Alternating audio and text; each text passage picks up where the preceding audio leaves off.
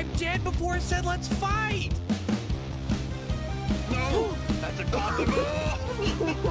By the way. BT Dubs is BTW. I'm gonna bust you up! Nope, I'm not coming down. Where am I? Help! Milk! Chance got $5. The champ got 5 on it. Back where it came from. Go back where he came. Ah, here we go. Oh, fuck. Oh, God.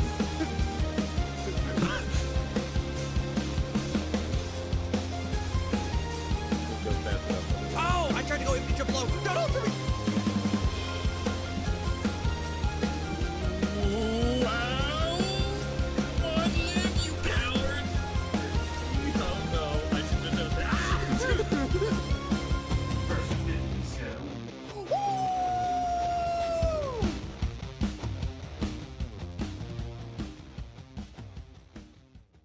Boom. Hello, YouTube. Welcome to the First to 50 podcast episode 30 Trace. Right, Meshi?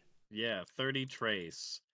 For our Spanish viewers, they'll get a kick out of that. Right, Meshi? Yeah. Yeah, I'm just gonna be like, oh, great. Whito trying to fucking speak to us again. He said the second part of the number in Spanish, not even the full number. Anyways, this is a podcast where me and this guy. Hello. Now, what's your name, Meshi? Oh, Meshi. God damn it. Where we talk about stuff we watch and play and pop culture stuff, video games, movies. I'm him. Yeah, we're down with it, Anyway. Don't make old hips. My hips don't lie. They do hurt. Shakira. Oh. What, you made the Shakira reference, not me. Yeah, I know. You don't even know who Shakira is, do you? No, I was talking about my actual hips. What are you talking about? Nothing. Nothing. Only one of us here appreciates music, and it's not that guy. Could be me. You never know. Anyways, this is gonna be a pretty I wouldn't say short podcast, but it's gonna be we didn't do all that much this week besides play Resident Evil Requiem. So we're gonna get everything else out of the way beforehand, and then we'll let you know when you need to go away and stop listening, unless you want spoilers, because we're probably just gonna talk about everything. Yeah.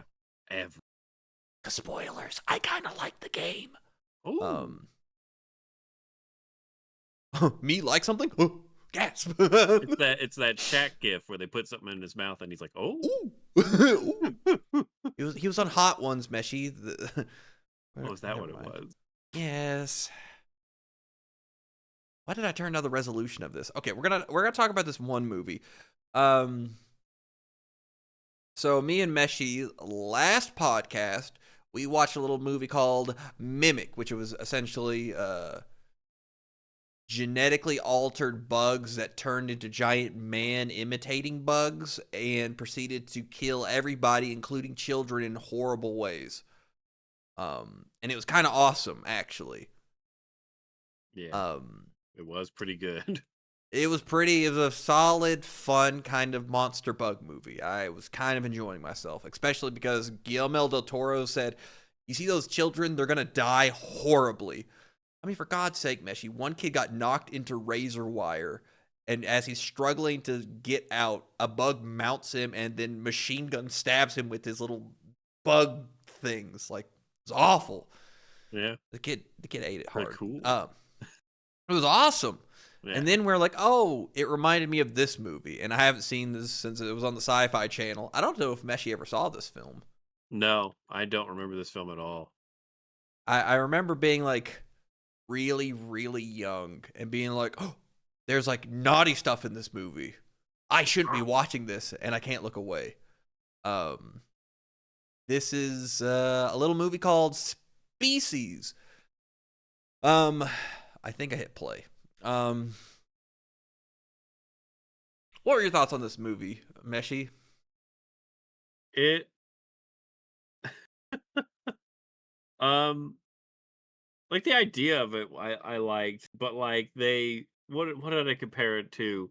The government needs to find this alien that escaped, and they basically send in the Scooby Doo gang to track it down, but like no one to back them up when they find it. So it's like, what are they gonna do? Throw a net at it? The fucking thing has like super strength and shit. They didn't even give them guns. So, but it's like it's enjoyable stupid as you kind of go through it. Like Yeah. they're just so. So, It's just like, such a essentially, this movie starts out and you see this tiny little girl in a cage and you feel bad for her. Like, oh, what's going on? And then she breaks out. And then she rapidly starts aging. And I think for the most part, they do a pretty good job of, like, making you kind of feel sympathetic for this poor, genetically altered. Because this is human DNA and alien DNA that yeah get shoved into one and they kind of petri dish grow it, right? yeah. Yeah, and this crackpot squad of like uh who's the guy who feels everything with his crochet hat? Oh, fucking Forrest Forrest Whitaker. Whitaker. Like he's like I sense and feel things or whatever, and like I could tell their emotions, so he gets put on the Scooby Doo squad to track down this alien. Um, you have who else is on the squad? Why is Doctor Octavius there? So each of them are like a specialist in their field. Like, You're like, what's Dr. his field? Octavius was like animal behaviors or something like that. Okay, and Because then then the the other, lady. she was a genetic scientist. And then the other guy was Tracker Man. He was He Tracker Man, tracks with his, people. the only person who probably should have maybe been put on this squad. The rest of them Yeah. are like nerdy scientist people, and a guy who feels empathy towards others and can tell what they're feeling. Like, oh, okay, like, and And then they get put together on the squad to go hunt down an escaped alien hybrid human thing. correct me if I'm wrong, Tracker Man didn't even really do his job, like at all. At no point No, was I like, this guy knows how to find people. not really. They just kind of stumble upon it, and then they just kind of like, well, they'll probably be here again, maybe. No, return to the scene of the crime. We're wasting our time. Oh, there's the alien. Oh no, it slept with Octavius and got pregnant. Like, this is how I know that you can't just pull art from artists and have it be great, because spoilers. It's not even a spoiler. H.R. Geiger did the design work for this alien, and it doesn't look great. Nope. I don't think his art needs any color in it. I think that's where his art shines, is the just, various shades of, gray and blacks and whites, right? Because it makes it look kind of like sterile and weird and kind of, Geiger's art has a very distinct look to it. When you start throwing in like green and stuff into it, it just looked dumb in this movie. Yeah. It had the weird stuff. It had the weird like tongue nipple thing, like weird sex stuff is going on here. It just you know. Yeah, I was gonna make a comment about I really didn't need tentacles coming out of giant jugs in my Me- life, but Meshi, the xenomorph, its head is just a penis. yeah, I know. I'm okay with it. That's all. That's all this guy does is make weird like genitalia What if I art look turned your like. genitalia into this? Exactly. It's very strange and weird and whatever. The guy was he was an artist. He had a lot That's of all I can say about him. he had a lot of deep repressed thoughts. And maybe they were better repressed and processed through that art rather than I was gonna say his browser history, but you never know what's on there. Genitals as far as the eye can see, and I want to draw every single one in weird shapes. They were reference mesh.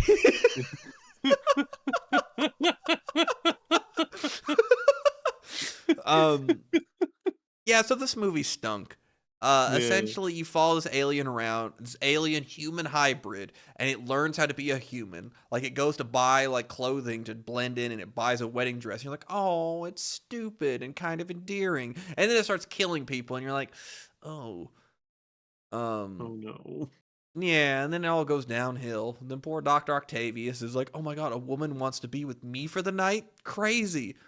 And then he dies horribly. But, I mean, at least he got to, well, I don't know.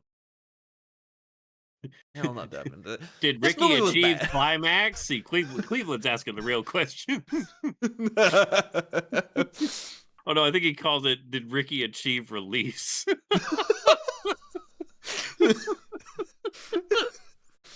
Yeah, so Species gets 2 thumbs down from this guy. I couldn't give it over it was Go like watch dumb Mimic. and fun to watch, but it was like a 4. Like, it stunk. Yeah. And some of the stuff was actually pretty good, but then the CG went too far, right? When you had like when the alien hybrid thing is on a train and you start seeing like its skin crawl under its hand and its face and stuff, it looks pretty good. And then it plasters to the wall and it goes full on like Resident Evil 1 CG, and you're like, ooh, that doesn't look good. Yeah. I think this movie could have used a little bit of subtlety. Agreed. It stunk. Speaking of stinkers, I was bored one night, and I thought to myself, what better way to kill time than watch Blood Rain, based on the PS2 Xbox video game from way back then. I never saw this movie, and this franchise has seemingly been dead. God. And I forgot that it happened. I just had a pain flashback. Like, I didn't know what you were talking about, and then I saw it, and it's like, ah! Oh, so you've seen this film. When it came out years ago. Meshy, it's gotten worse. Oh God. How could it have gotten worse? This might have possibly been the second worst movie I have ever seen in my entire life. That's saying thing. Only bested by Tekken 2 Kazuya's Revenge.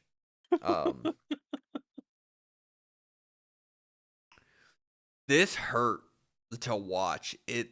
Every single actor in this film is just saying lines of dialogue and it jumps to the next scene. And the actors aren't even, they don't have anything to work with, but they're just kind of saying these words and it hardly feels like they're talking as characters. It just feels like they're reading off of a script and then it's jumping. They're talking very stilted. This movie was really bad, like it was bad.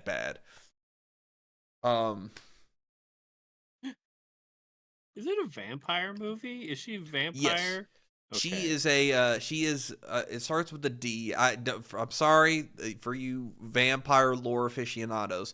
She feeds off of other vampires. I forgot what they're called. There's some name for it, and I don't know what it is. Drinkers. Drinkers.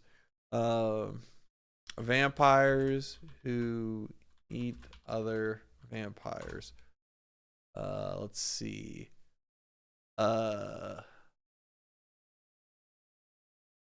Yeah, what Kama just said. Meshi, can you read that? Because I can't pronounce it to save my life. Damphir. No, oh my God. I'm guessing the D Damphir? is silent. I almost call them a hamper. They say the D in the movie, but I don't know if that's the you know. hamper. Damper. This vampire's putting a damper on me being a vampire. Yeah, something like that. Whatever. Oh my God. And then like her iconic blood or swords are like she's a part of a moving around circus, and they like she's a circus act that they like torture and then they make her like eat animals in front of people. It's very strange. And then vampires raid the little whatever. This movie sucked. I don't even want to go through the plot of it. It just stunk. And it ends with her killing the big vampire guy at the end and sitting on his chair and being like, I'll be here to stop vampires, and then blood rain, credits roll. This movie stunk.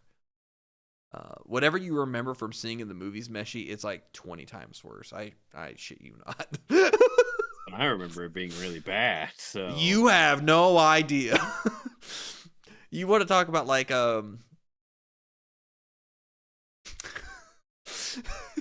it's almost kind of like Xena Warrior Princess and Hercules. All right? Okay. But you hired people for the day and you didn't give them time to read the script or even give a fuck of what they're doing there. They're like, just read this sentence. So it's not even like there's like any like passion or like, because those shows are like, they're endearing in their own way, right? Right. Because they're really selling it. These people are just like saying, oh my God, it just hurt to watch. And then they just like, they're talking side by side, walking a horse, and it jumps to them on a boat because they have to get across to go find what it. Oh. That's it.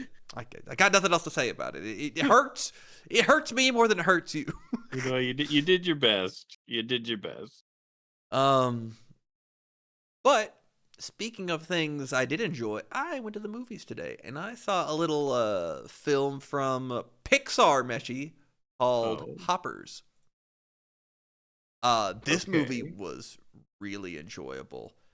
So it's about this girl, and she's kind of like she ends up kind of becoming a wildlife activist. She's a very angry child, and her grandma helps her find peace because she lives out like in the woods, and they spend all this time together out at this kind of little grove with this little pond and stuff, and she learns to like find peace out there, and her grandma helps her like kind of. She's very spirited. And then she happens upon her at her college, her professor's working on these fake animal bodies that they can imprint like their brain into, and they can kind of communicate with nature. Okay. So she's trying to get the mayor of the city, Beaverton, is trying to build a highway. And it goes right across the grove where her grandma and her used to hang out. But all the animals left, so the state's like, oh, well, you can build the highway now. So she gets in the beaver body to try to get a beaver back to that grove to then, stop this highway from, being built over it. The animal humor in this movie is so good. Because I was kind of expecting this to be a little bit of like, is this for the kids and whatnot? Meshi, there's so much adult humor in it. She gets it to. Huh? What made you want to see it? I might have gone with somebody who wanted to see this film, Meshi. Oh, okay. And there's something about physical humor that always gets me or whatever. And Right. This movie really delivered. Like when she first gets into this beaver body, she's going through nature and she's trying to look for a beaver. She's like, "Can y'all tell me where a beaver is?" And everyone's ignoring her and whatnot. And then finally, this black widow is in the tree and has a web. It's like, "Oh, the beaver's over that way." And she makes an arrow out of her web. And she's like, "Oh my God, thank you so much." The black widow's the black widow's husband's like, "Oh, what's that?" And she's like, "It's an arrow, Ted."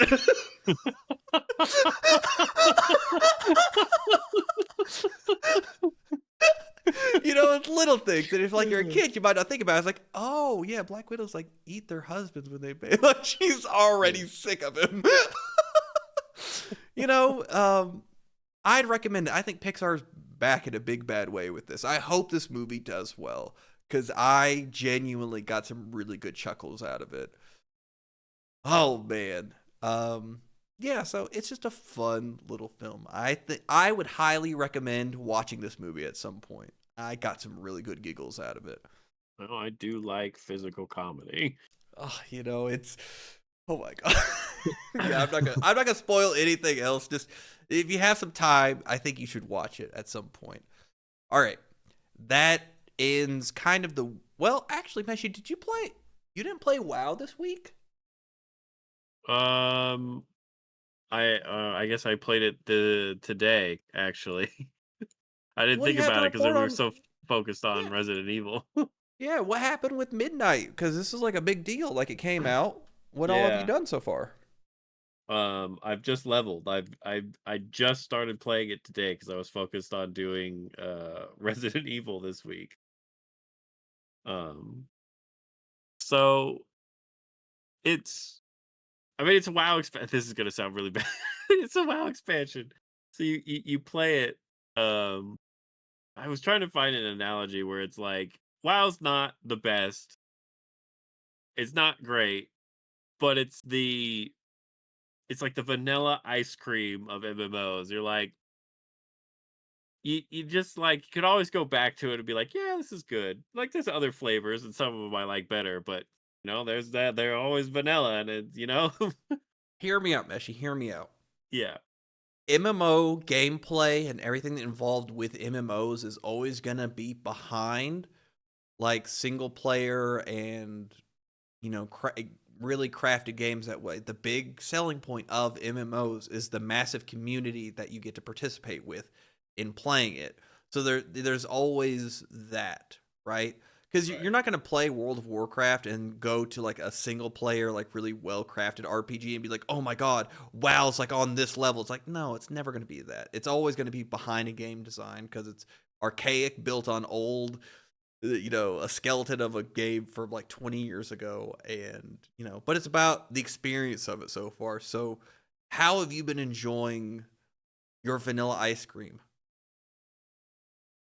Did you get Um flashbang during the story a lot?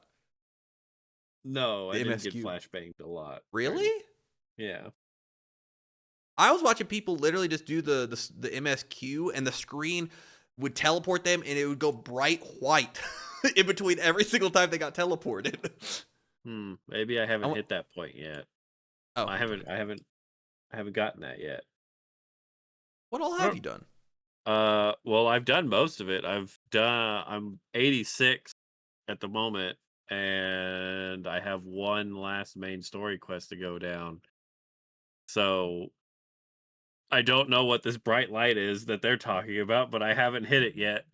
Well, no, Meshi. I literally watched it happen. They were playing the MSQ early on, and they would get teleported, and the screen would literally go completely white as they got teleported to the next area. Oh. Yeah, that's why I warned you about big flashbang, because like early on in the first starting areas, like you'd go through and fight these void things, and then they'd teleport you to the next area or something and move you, and then the screen would like fade out to white as you got teleported through the light power bullshit, and then you'd be in the next area or whatever. Huh. Maybe Anyways, they fixed it. yeah, maybe so. Maybe enough people complain because it hurt my eyes to look at. Yeah, because you know me, I mean, we both shout Bandai Namco every time, Mhm. so it'd be something that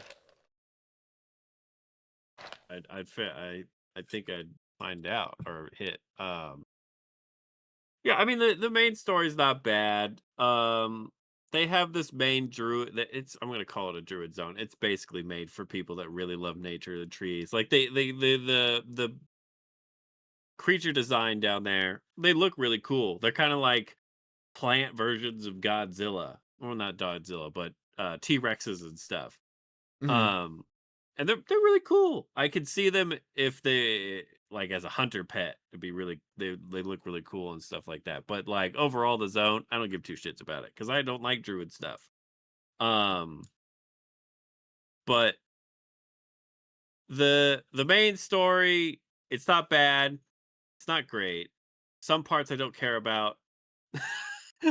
I was thinking about it today because you go through like the plant people, Mhm. the druid troll people that you're like trying to convince to be on your side, and they're like, no, outsider, like you have let us tell you about our story, and they go through Mhm. like their hardships and whatnot of all the things that they experience, and I had the epiphany today of like my character finally having the chance to just be like, listen here, let me tell you about the trauma I've been through, and like grabbing them by the shoulder and then literally going over every single year of WoW and being like, do you know what I've been through? Do you know what I've crawled across? Take it here. No, Let me trauma dump on you for once. you want to know how much of a boomer I am? Sure. So you like try to help like those troll people, right? And you're like assisting them, like speak to their like resurrect or like summon their, was it Loa? What are their gods called? Loa. Yeah, Loa. I was watching this happen, and they're talking to the trolls like, "Oh my god, are they about to resummon Hakar, and he's gonna be on our side?" I love that raid from Vanilla. And then it's this cool other bird-looking thing. I was like, of course it wouldn't be Hakar of all things. Fuck me, I guess.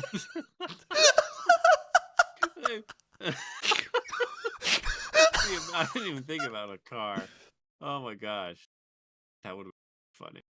Oh, No, I saved the troll area is the last one I have left to do. So, figured that one's probably going to be the best zone out of all of them with their how weird many animal zones are shit. there to do? Like, There's the new Blood Elf place because they redid the whole Blood Elf zone, so now there's like a main story associated with that. There's the Zulamon zone, there's the Druid Zulamon. zone. And then there's a place that's called the Void Storm, which is like where the main bad guy's base is. So you kind of at the end of the campaign, that's where you kind of finish your leveling, and that's kind of where like all of the progression of the story is going to be. It's like trying to think of a vanilla thing that it's comparing it to, but I can't think of it. That's okay. You started with Wrath. It's okay. I know, right? We're not the same. That's okay. And then I'm going to like, oh, it's the Firelands from Cataclysm. But it's like, and it's after Wrath even then. So, but yeah, it's just gonna be like the ending zone to like do stuff, and that's where like the main raid is gonna be. One of the things that I kind of liked what they're doing is that they're trying to do more raids, but they're only gonna have like one or two bosses in them. Isn't that how like Firelands was? Nah, Firelands had like one big raid, and it just had like 12 Wasn't there or like 16 wasn't there like bosses. just, well, I guess it was kind of like a Nixia. Wasn't there just like a one-off dragon raid that you did like Yeah, weekly? Dragon Soul? in Cataclysm, you had this. The opener had 3 raids. One that had just 2 bosses in it, and then the other 2 had like 7 each. Mm. So you could go do the 2 boss one like real quick, and he was kind of an easy fight, and it would be easier on the loot. Onyxia came back in Wrath, but I can't remember what tier she popped up in. I think it was before the Lich King that she came back. But Wrath did Tell have a lot of like quick little dragon raids. Eye of the Storm, Obsidian Sanctum, and I guess then Onyxia. So there was a lot of quick little raids in there, which is kind of what I want. Like I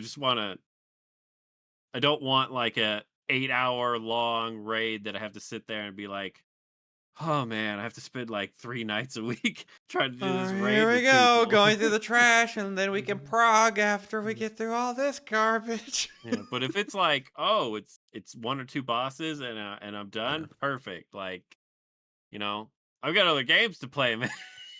I still haven't designed my goddamn house yet. Oh my god, I forgot about the housing feature. Yeah, you'll have to give us an update on it. You'll have It's to. it's gonna be the saddest house. I'm gonna try so hard to make something cool, and what it's gonna be is just there's a kitchen table with one chair and a fridge with a yogurt in it, and I'm just gonna be like, I don't know what else to I do. have never watched someone walk themselves out for public execution and put the noose around their neck. You're gonna have to take screenshots now so I can show them off. It's like I'm just gonna try and make the saddest looking house I possibly can. And this is my Go-Gurt for one. The light help me if I ever have a guest. Well, okay. Well, I'm glad to hear that at least the MSQ's been enjoyable so far for you. Because when did this start? This was like May 3rd? Technically, the official release was Tuesday. Okay. And then there was the, if you bought the $80 version, you got like a week ahead of time or whatever it was. Oh, well, the Lanterns fucking trailer. We're not going to talk about it. Yeah, and other than that, I've just played more First Ascendant. It's going really well. Streams have been a lot of fun. A lot of people are coming through, and we're just kind of hanging out, talking video games, and just grinding goop. Oh, I accumulated 40 Freyna mods. I rolled all of them up to 6 times. I didn't get anything. I mean, to be fair, I'm looking for something very specific. I'm looking for 2 positives and 1 negative. Because if you get that RNG layout for the mods, the 2 positives roll the highest they could possibly go. And you always hope that you get like a negative that's not going to really impact you at all. I only got that combination with the 2 positives I wanted once, and they were blue rolls. So not even close. Damn. So, but a funny story about that. So I was rolling all these mods, and I was really trying Meshi, and I had somebody come in and talk, and I was like, they're asking what I was doing. I was like, oh, hey, welcome. I'm trying to roll these mods because right now I pulled up the leaderboard. I'm like, I'm number 2 right now. And I'm Tony Stark in a cave because I'm working with a mod that's rolled purples. And the guy above me, this fool right here, has a perfectly rolled transcendent red roll on the best stat you can have and a gold roll on the next one. This is what I'm competing against. And she goes, yeah, that's my boyfriend. Or that fool is my boyfriend. Man, I was so hoping that person was to say, yeah, I know him. That's me. That's even better. and she's like, yeah, you're the time you got for your mod is actually really good. Because I was like, yeah, I was really trying one night, and then I saw that your man got a little further. He's like, yeah, he saw that and he got his time a little better.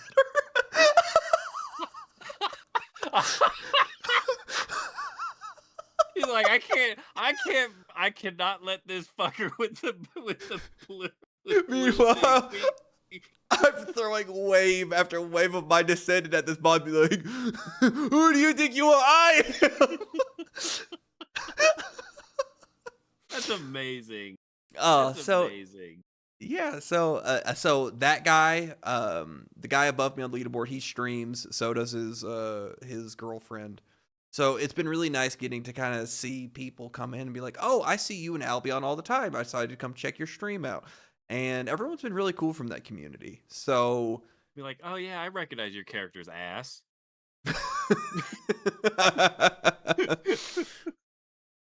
So, stream's been going good. So we're going to keep streaming that mostly. But I think that ends our kind of weekly catch up. Right now, 50 minutes into the podcast, I'm surprised that lasted 50 minutes.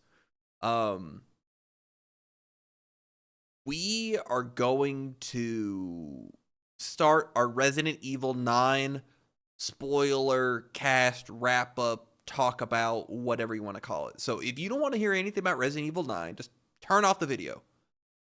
Like and Yeah. subscribe. Subscribe and come back later to the Riri podcast. The Resident Evil Requiem podcast. The Riri podcast. Oh, I do have an update. Oh, I okay. did get the giant hardcover edition of Ghost in the Shell. Oh my. That did arrive. It's pretty cool. It's got a chipboard box set. I'm trying to get the light on it. There's the main story, the follow-up story, and I think some like design works and some stuff. So this is kind of cool. I haven't even opened it yet, but the art on it looks gorgeous. This came out and I saw it. Lord Bezos hit me up and said, I have a exclusive discount of $20 for you if you'd like to purchase this. And I immediately bought it. You said no, I'll pay full price. Bezos, I'm not a broke boy. You could budget. It's pretty. It's hefty. So, anyways, here begins the Resident Evil 9 talk about. What do you want to call it, Meshi? The Riri review. I was hoping when I said talk about, I thought you were gonna put two and two together and be like, yeah, the re roundabout like JoJo. Oh no, It's fine. That was a little bit of a stretch. That was an alley oop from like full court. Allie, what? And you had popcorn. You're like, oh. Anyways, okay. So you and I both decided to play Resident Evil Requiem. Yeah. I think I've been content brained, Meshi, and I thought to myself, you know what? I'm just gonna play this game for me. I'm gonna sit down and play it and just experience it.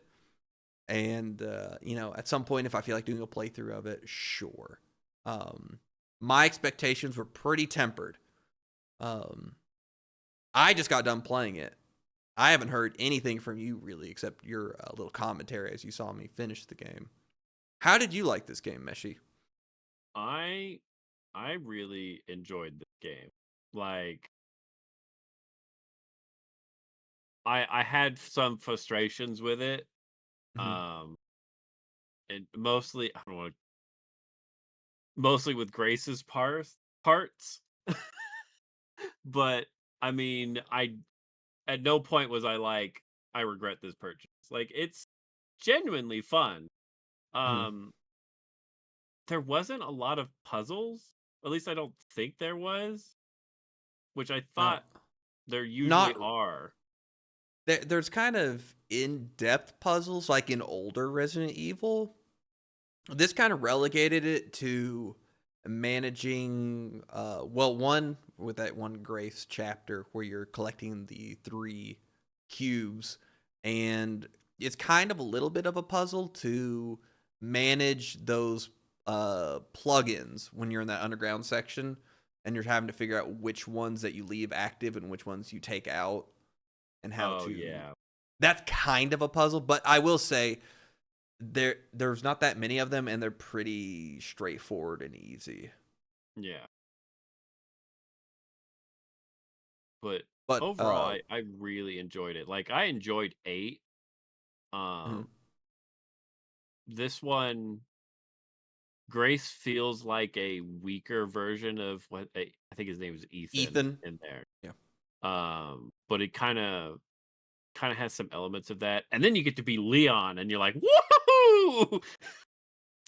You just start running around, just beating the shit out of people. This is so funny.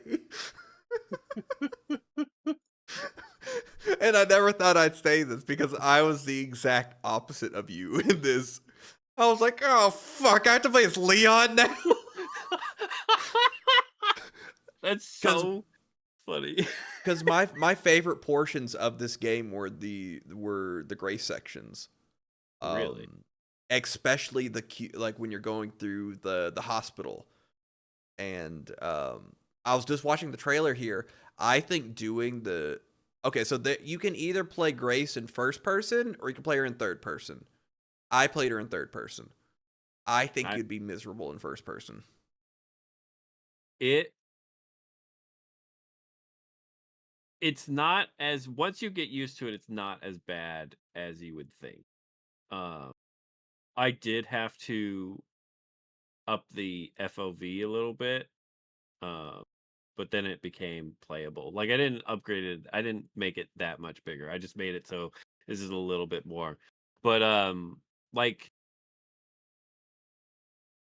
because her sections are more like I guess the horror part of the Resident Evil Mhm. thing, right? Just based on the enemies and stuff you have to fight. So like the first person like really helps with that because you can't peek around corners and whatnot. And it just was like I had played eight. You do the same thing. You're first person all the time. Mhm. So I was just kind of used to that in that kind of way you play it. It it wasn't bad. But then again, I didn't play it in third person, so it may, I may play it in third person next time and be like, "Wow, I fucking like this was so much better." I honestly would say go, like it on your next playthrough, if you play it again, try hers in third person and to see how that I think it's the third chapter feels when you're going around collecting the cubes and doing all that section.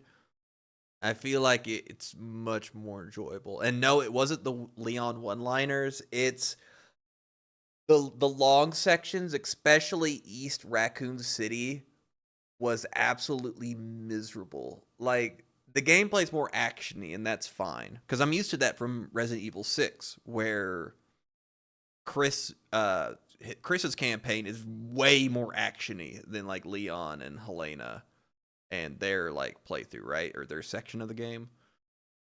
So it was it's just there's a couple spots where you play Leon that are just kind of I was miserable playing, That's but I guess so we'll get into it because I at first, Meshi, I was almost right there with you. Know what? Let's just start from the very jump. Okay, how does this game start?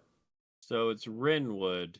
So that's where basically after the initial intro, Grace goes to that Hotel. hotel Yeah. where her mom died, and I guess there's some body that they want her to go investigate because he needs the FBI director needs an analyst down there, so he picks the one with trauma to be sent. Like, Yeah, specific to this because the body is clearly exhibiting signs of being a raccoon city. There's zombie amuckness going on with this body that she needs to go piece together and why it's there. So the intro is fine. Like I enjoyed it. God, her mom ate it to the neck so fucking hard. yeah, she did. Oh my god. Like at first I was like cuz I saw trailers of this like, "Oh my god, Grace, you're just this bumbling just kind of like pencil pushing nerd. Like I don't have to deal with this. Why are you like this?" And it's like, "Oh, that's why you're like this. Your mom splattered on your face." Yeah, Okay. I get it now. and um and that going back to your point that you had, or the thing you had made before we started the podcast of the surprising to find out the FBI director wasn't in on it. It mhm. makes so much more sense that he is in on it because he sends her alone with no backup into an abandoned building. I thought that's what it was, right? Because I thought like Yeah. he sends her in solo specifically for this, and all this happens around her getting ambushed specifically for this reason. I'm like, wait, does this group have its claws in the FBI, and they're setting it up? Because I didn't know what Grace's involvement in all this was. Um, that's kind of where my conspiracy theory brain was going. I was like, oh my god, is he in on it? And then at the same time, Resident Evil's kind of dumb. It's always been dumb, so it's kind of like they just wanted drama to happen and they needed it to be dramatic. So I get it. Um, Because going through that, that initial hotel scene, I'm walking around like a baby man, being like, "Why the fuck did they send me alone? Where's my goddamn backup? Why did they only send me with a gun with 8 bullets?" um, yeah. So the intro, I really, I enjoyed it. I enjoyed it for what it was, and I will say, I'm not a fan of the RE engine. This game looks really good.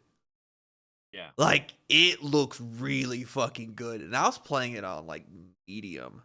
Like because I was playing, I was streaming it, so I kind of toned stuff down, and I got it to run at a pretty rock solid 60 all the way through. It looks good. Yeah, they like it's like somebody figured out how to actually make the RE engine work. Well, yeah, and so people don't look just kind of I don't know, just Grace, Sherry, and Leon. They all and the new bad guys, besides the creepy fucking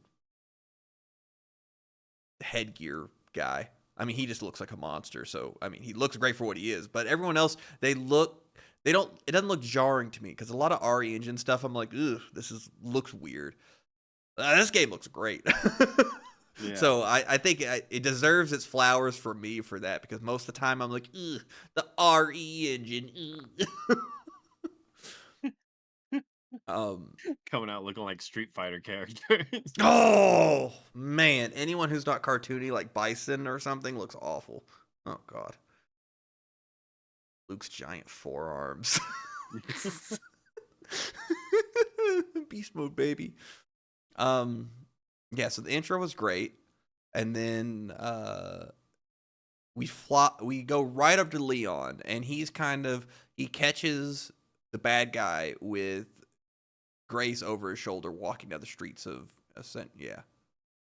Yeah. Does it say they're in New York, or is it just random city? You remember? It's just called Rinwood. Okay. Yeah, it's just called Rinwood. In fake Resident Evil New York town. Yeah. And his whole sequence of him chasing down the bad guy, and the bad guy turning people into zombies, and you trying to fight your way through the zombies to save Grace. It's very set piecey, right? But it like sets the tone for what's going on. It's kind of short, honestly. It is short. Leon's almost all of Leon's sections are short until the end when you hit Raccoon City. We'll get there. Yeah.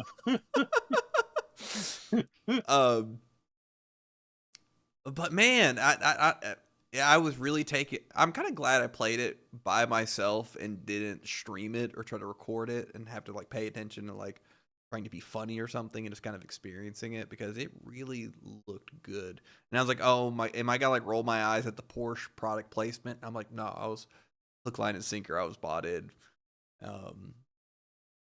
So after that, is this when we get into Grace going around the hospital? That's when we hit the collecting? care center. Yeah.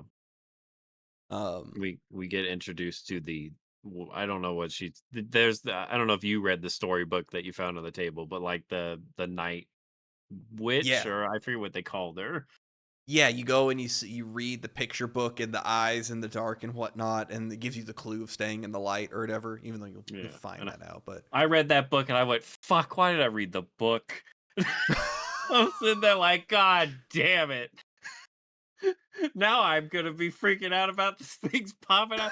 So my problem, I don't do well with horror games, but I try and power through them. If I can see it, like if I could see it and I know where it is, I'm fine with it. It could scare me all at once.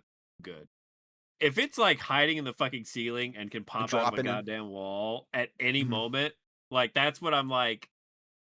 I'm so tense because I'm just like, where's the jump? Just jump me already. Yeah, there's a lot of that with her, because she's crawling in and out of the ceiling. She's hopping down. You kind of get. I found it. I kind of found her rhythm in terms of like how you were progressing the story. I was like, nah, she's about to come out right now. Is she okay? Yeah, there was so many times where I was like, okay, just think about this and Gabe. She can't fit in here. There's no way for you to actively run away if she's popping up. You're fine in this room. I like how that's your train of thought. And I was like, wait, I've hit this progression point. I'm in this corridor. There's the next progression point. She's going to try to drop down and stop me right here. And guess what? I'm going to sprint past her dropping down and go into the cubbyhole right there that progresses me to the next point instead of running around the entire map to get back to this point. And that's what happened. I crawled out from the thing. She dropped down, and I was like, "I see ya." So honestly, this part of the game, I really enjoyed getting to like walk around this. I guess it's a hospital research facility. Yeah, hospital, yeah. As Grace, and you're kind of like, just navigating the rooms. I played it really like Silent Hill 2, where you're just checking door. If you can't go through the door, move on to the next and just check everything off the list. And kind of figure out what points are safe for you to like, oh, she's going to spawn here. I need to run back to this light room over here. It really reminded me of Resident Evil 1. Just kind of navigating just this facility in these ways and like finding the different antique coins and unlocking all of that stuff down there to like upgrade your character and whatnot. I fumbled ass backwards into the correct way because I was collecting antique coins, right? Because I was finding the notes with the safe codes and I was getting coins from that and I was getting a surplus of them. I accidentally put like 3 coins into the last one without paying attention. I was like, oh, fucking god damn it. That just raises my fucking blood collection sucker file thing by like 30. God damn it. I wanted the health upgrade, right? Right. But that thing just allows you to end up making your own health and the other injection that lets you have more firepower. So I got that early before I got the other 3. Yeah, that's so funny. I got the I only ever used one health upgrade for Grace. I went for straight firepower. Oh, that's what I did too, because you get the free one from that, and then you get the firepower injections, and that's pretty much every time I found an empty one. That's just what I pumped. Like, here we go, baby. It's another shot. Yes, kill those fucking blood guys and shit. Yeah, and really the only puzzles in this section were unlocking the cubes, and that was you just looking at pictures like in different areas and figuring out the 4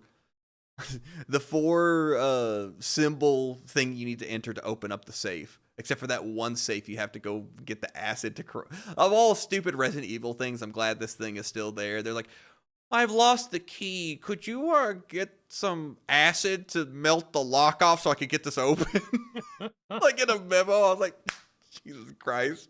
It still is Resident Evil. Did you kill the chef? Yes. How did you do it? I saw him and I headshot him with Requiem immediately. So what happened, because the whole thing is like Leon like finds, Leon finds, God, what the fuck is her name? Grace. I was trying to say Sherry. I was like, why am I? Oh, because Sherry's with Leon. Anyways, sorry. Yeah. With Grace. And they get separated, and he hands his giant fucking magnum through the gate to Grace and be like, you're going to need this. Yeah, I love how he gives her the magnum and none of like the other weapons which would be easier for her to use. No, just the giant fucking hand cannon. So I'm going, and you go into the kitchen, and I saw the chef there, and I was like, this is a different kind of zombie. Fuck you. And zombie Gordon Ramsay just fucking his head popped and he fell over. I was like, I thought you'd be stronger. That's so funny. Because I saw him and I was like, okay, I don't want to waste my magnum bullet on this guy, so I'll just do the thing where you sneak past him. And then later on, when you progress enough through the zone, he starts pacing around the area, the hallways around the antique coin redemption room. Yeah. And you could sneak up on him and inject him with one of those fucking insta kill things, and he just explodes. Oh, we really played this game completely differently, because I was just like, new zombie, die! And you were like, I'm going to save my Magnum shot, but I'm going to spend these resources to make this injection, and you're going to eat it in about 30 minutes, mister. Well, my thought process with the Magnum shot was I'm either it was like there's no way that the light lady is dead. There's just no way. So I'm gonna need this for when she comes back. I'll just do the other thing instead, where I And me, silently walk past her. I was like, well, I'm not going to use it for her because I just need to run to the light. She'll fuck off, and then I can sprint and dash to the next objective. And you're like, I'm going to need my Magnum. It's a deterrent. This Oh, thing's loaded. I forgot to mention. I was almost there with you. So the initial part where I think you leave the room, right? Yeah. And you go like behind the nurse's office, and you encounter the monster for the first time. I had done a bunch of other stuff before going to the nurse's station, and you go into that dark room, and she kind of follows you in there, and she bit my head off, and it sent me back like 5 steps, and I was like, oh my fucking god, I hate this game. I don't know if I can do this. I'm gonna hate this. And then she ended up being my like favorite part of this game, honestly. Which is good because she shows up a lot. Yeah, I really enjoyed, and yeah, we'll get into it. So yeah, so you collect all the orbs, and you get the different wristbands that open up the different areas of the prison, not prison, hospital place. Yeah. Um, And then the fat baby man. oh, the fat baby man. Okay, so the second giant zombie thing happens. Do you want to know what I did? What did you do? So you go upstairs, and I think you turn right, and then you turn right again, and you see a zombie like on the floor. Yeah. And I was walking forward, and I was like, they're baiting me over there. Something's about to happen. I know that something's about to happen. So as soon as I just kind of called it, and everything started shaking, and I was like, oh, it's probably what's her face again. So I did the quick turn input, right? Yeah. It locked me into animation. I'm in third person, so my camera spun around, and I just saw Grace's face go, oh! And she didn't turn, and I saw just the model just, oh! So I didn't even see the fat ass. So If you want me to playtest your game, I will. that's so funny because I had like the opposite thing where I was walking along and I was like, oh, there's a dead guy. Oh, sweet, there's something on the floor. And I looked at the floor. I didn't even look at the hallway. It didn't even like trigger because I'm like, whatever, it's just whatever. And then like that fucking fat baby man popped out. And I fucking scary movie one down the stairs, like ghost face. Like I'm like, where do I go? I don't understand what I'm supposed to do. And then it turns out he can't go through doors, and that's so fucking funny. Yeah, so I ended up taking care because he gets downstairs and he wanders around. I got him caught in a couple areas, and I always kept that charm on that increases your knife durability and damage.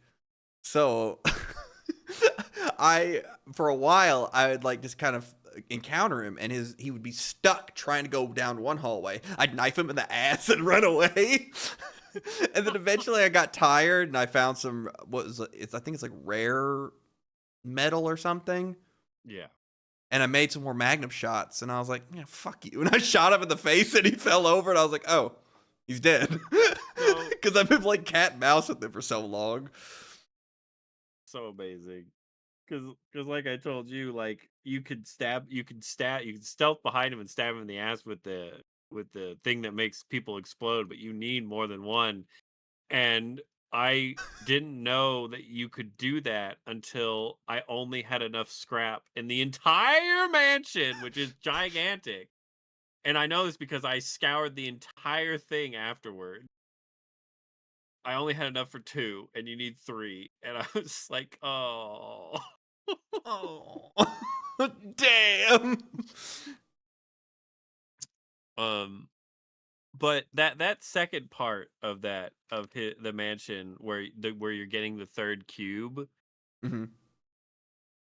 I was so annoyed. Like story wise, Oh, story wise, I was really oh, were we talking about with you carrying around the like girl and having to like dodge through the zombies, or are you just talking about the idiocracy of like her going and be like level 3 clearance? Let me just get this braille child out of here rather than pressing the buttons to open up yeah. the thing. Yeah, Let me. that's a dumb Resident Evil logic. I was just like, oh my god, I can't read this. It's in braille. It's like, honey, there's 3 buttons there, and every time you push a button, the needle moves to what the symbol is anyway. You don't need to Mhm. know braille. I don't need to bring this child with me. Yeah, that is just kind of dumb Resident Evil logic. Yeah. That comes into play, and it sets up. Honestly, it kind of sets up, her whole character arc. Honestly, right? Right. Because you kind of get into, uh, I think what I enjoyed most about it, as far as Grace goes, it's her kind of revisiting how helpless she felt, unable to do anything for her mother. So her in turn trying to do something for this girl and actually being able to do something. And this is like her redemption to herself, being like, I can actually, rather than just sitting there and watching my mother die, I'm going to try to save this little girl who's essentially reminding me of myself, who was kind of helpless. Um, it was thematically, it was really nice. And to be fair, when those sections happened where you had to pick her up and dodge and navigate through the zombies or whatever while carrying her, I think it also helped that I did it flawlessly.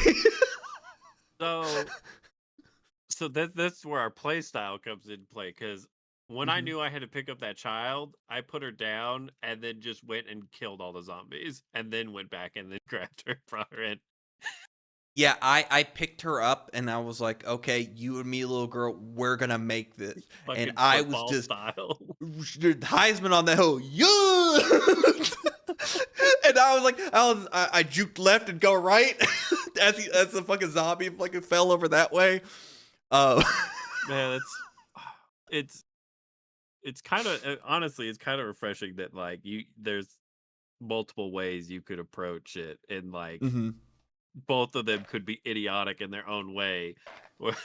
But like my way wouldn't have worked for your play style because you weren't going around looting everything, while I had enough supplies to do it my way because I literally spent every waking hour scouring that building for supplies. Um, yeah. So, yeah, I could honestly kind of see it, and also being able to see it in third person helps you kind of actually judge space better, to where you can really kind of navigate those like tight hallway situations. And overplaying like Resident Evil games, for so long, you kind of get used to the idea of trying to maneuver in hallways without getting bit, because there's only so much stuff you can like honestly grab. Um, but yeah, I would say try it in third person next time and see how you feel about it. Because Just the that, child caring. yeah, uh, God, it was so enjoyable. Like that was honestly probably my favorite part of the game. And then after that, she gets the cube, and then she gets picked up by the giant monster and scurried away, right? Yeah. And Grace goes to follow her down the hole, and then you swap over to Leon again. Yep. Because Leon wakes up in the attic, right? Because he's been captured, Yeah. and then he breaks himself out. The attic portion is pretty fast, right? Because you kind of just fight the big fat baby man at the second one, because you read the document about there being 2 of them. Oh. Okay. Okay. I didn't catch that. Like I didn't catch that there was two. I just thought he had somehow made his way upstairs. Because I was gonna ask you, like, who did Leon fight in the attic if you had killed the one downstairs? Yeah, there's a document. If you play it again, it mentions something about there being multiple or two of them, and how they exhibit like wanting to eat everything and whatnot. I'm paraphrasing, of course, and I Right. was like, oh, is this like his brother or the other one? Because I killed the fat ass downstairs. um, because he kept getting in my way. I didn't want to go the long way, so I shank him in the ass and run around and go pick up some other stuff. I actually collected a lot of stuff in that mansion because I was enjoying it so much.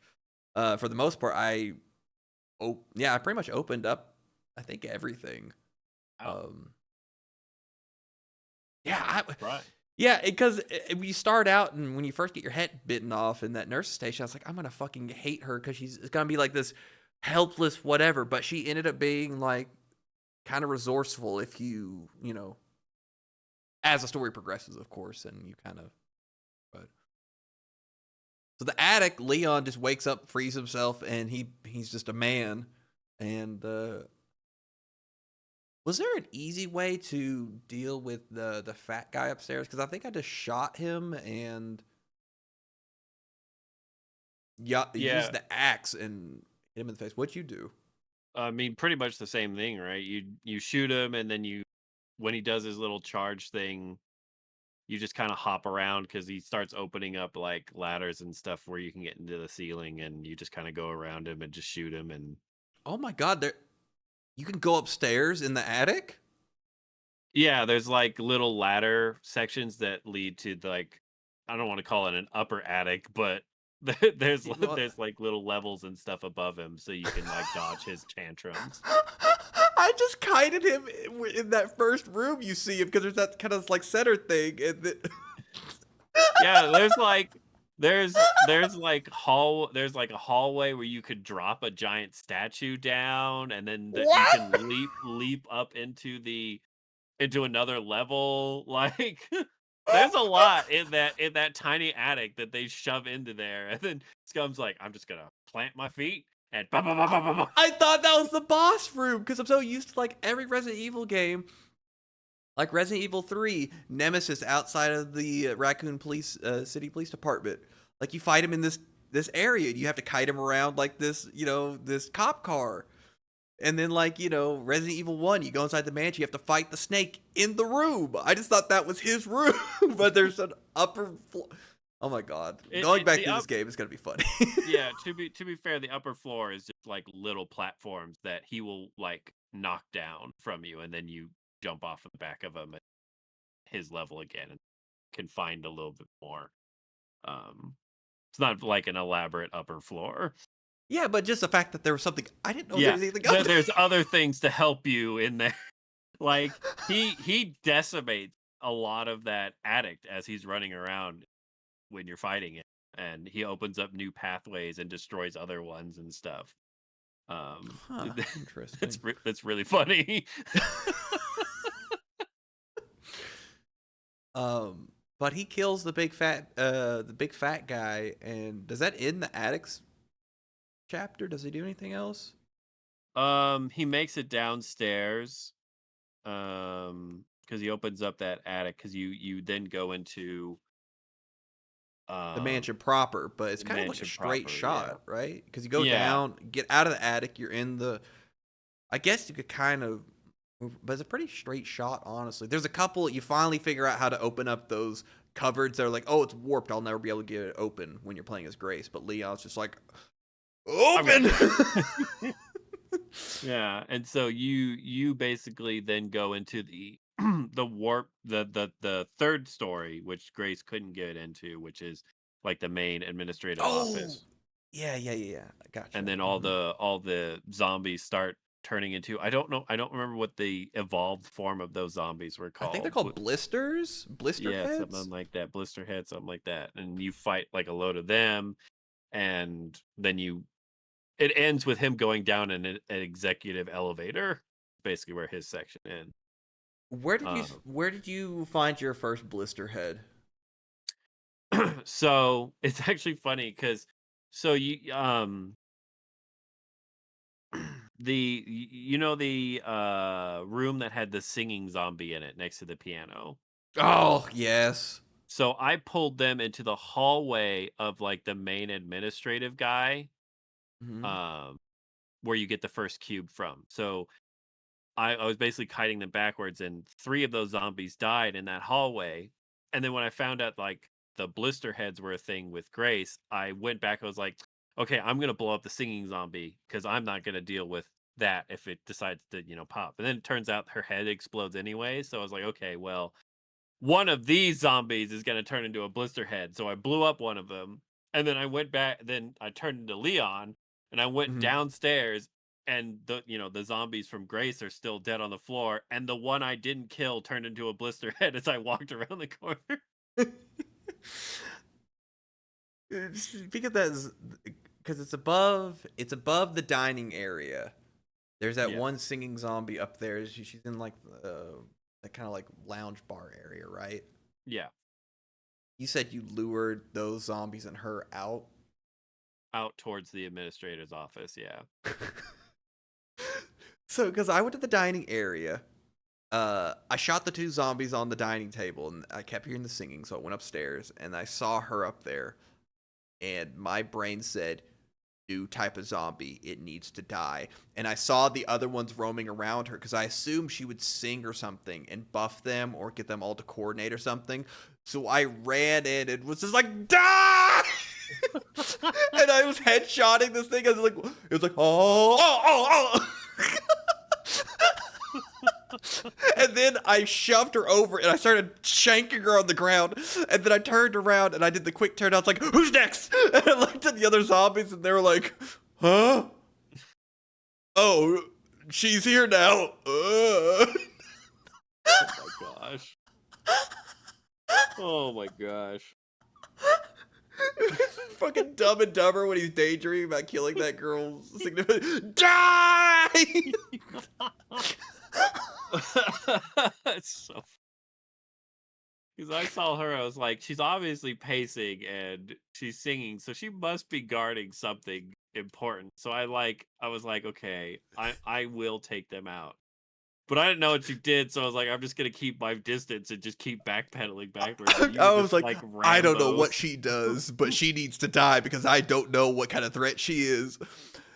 You played her more like Grace, and I played her like Solid Snake or something. The So CQC run up, bam, bam, bam, bam. so when you encountered the second singing zombie, did you do the same thing or Yeah, like when you're in, it wasn't like a bullpen. It was like it looked kind of like a writing room or like the desks and stuff. Because there's that Yeah. one who, yeah, because she's like you hear her singing and there's all the zombies in there, right?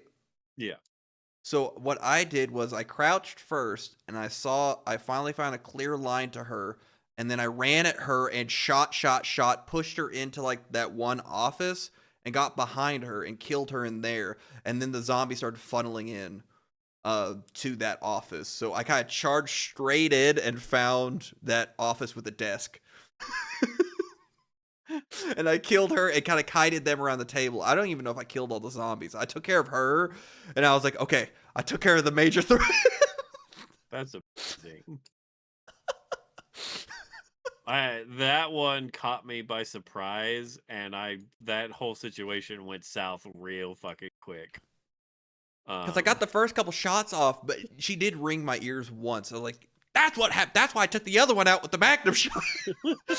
And then I charged harder at her and pushed her into the office. Oh my gosh, it's so funny. Oh Um, shit.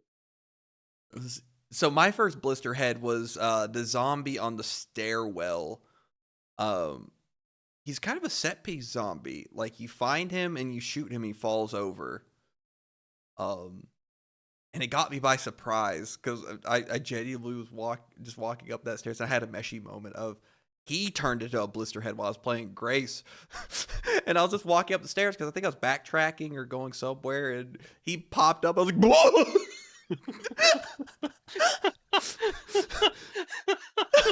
I was like, it's a crimson head. And then his head went, I was like, ooh. And I shot him in his gross nose and he blew up. Oh my god, that's so funny. Because he immediately got up and started shaking. I was like, oh my god, it's a crimson head. I was like,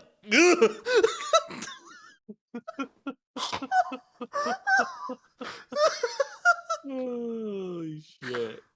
oh my god. Okay. So Leon comes down from the attic. And then does he go after Gray? Or what happens from there? He doesn't know where Grace is. He's trying to find the administrative office, which is on the 3rd floor, because he knows there's like an elevator.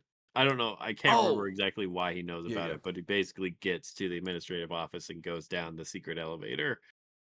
And then we cut back to, so he goes down the elevator and his part ends, right? Right. Yeah. His part is really quick.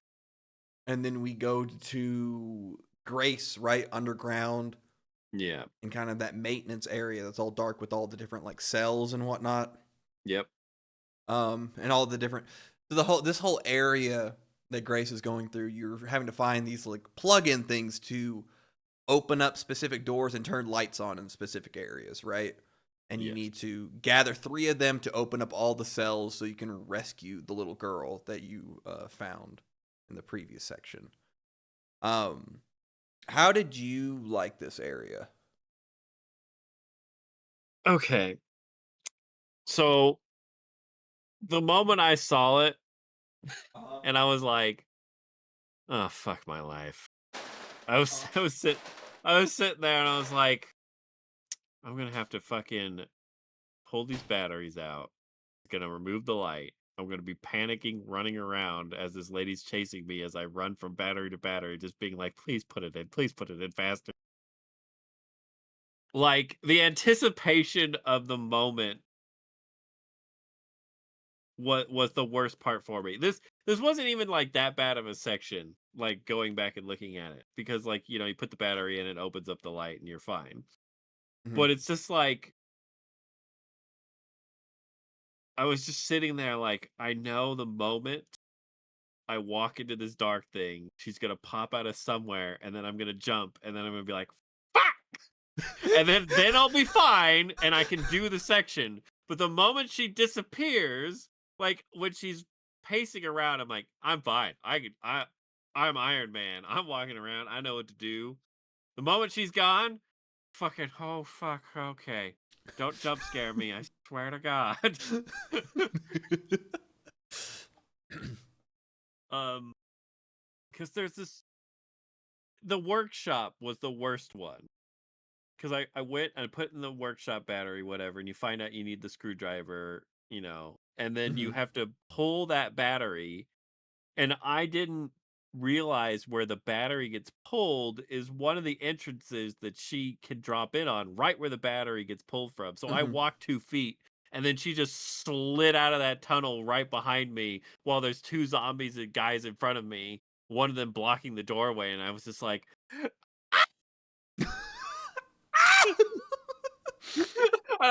I did what well, I did your maneuver, but more panicky style, where I was like, "Get out of my fucking way!" I didn't even bother like shooting him. I just like pushed past him, like, "Fight me, get it over with!" And then just like kept running into the area I had lit. Um, I yeah, like Grace's section were well the lights out sections Mhm. for me as a scared baby man were great. In the sense that they did what they were trying to do to me, which was panic Specifically you. induced, specifically me, which is terror induced. I don't want to pull this light out. Fuck you, bitch. I'm safe right now. That child can rot in that cell. She can regenerate. I know it.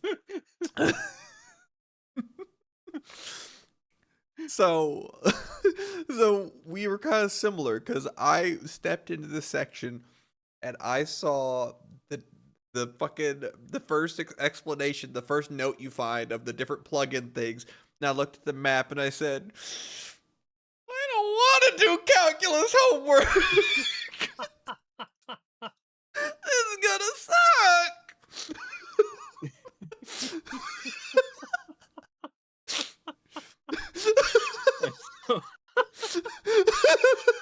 That's so funny. And so I start out. So I drop down from the mansion, my favorite part of the game, and then we get to this dank underground of just fucking no lights and fucking you're having to fucking plug these things in. And I was like, oh my god, I'm gonna fucking hate this. I loved it. Because there was just enough backtracking that because there's at one point you have to make your way all the way back around and loop around to turn on the people grinder down below, right? Right. You have to drain that pool and you have to go like all the way around and whatnot, and you're kind of juggling these different plugins and stuff. I really liked the entire section because I got used to like, okay, she's gonna encounter me here. I just have to run to that station right there and plug it in. And like every single thing, I felt like I figured it out, and it just felt good to slam that fucking thing and be like, "Rah!" And then she'd be behind me and be like, ah! And I was like, I will say there's that one section where you could turn on the lights and it electrifies some water on the side. Yeah. I did shock myself. I was like, oh fuck. Whoops.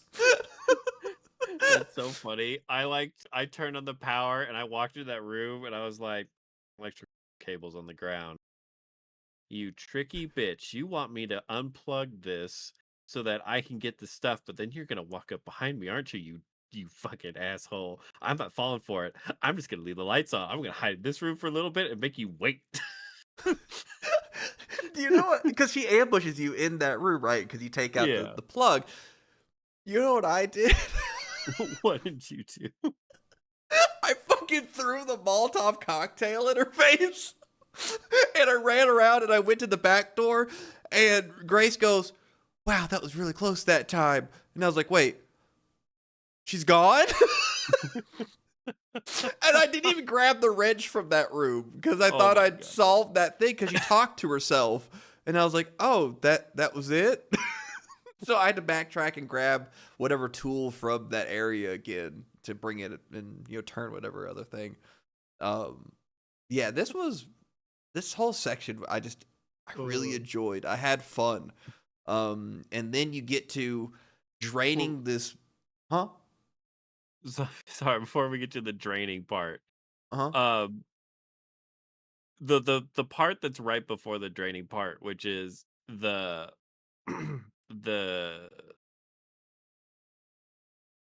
you would know it.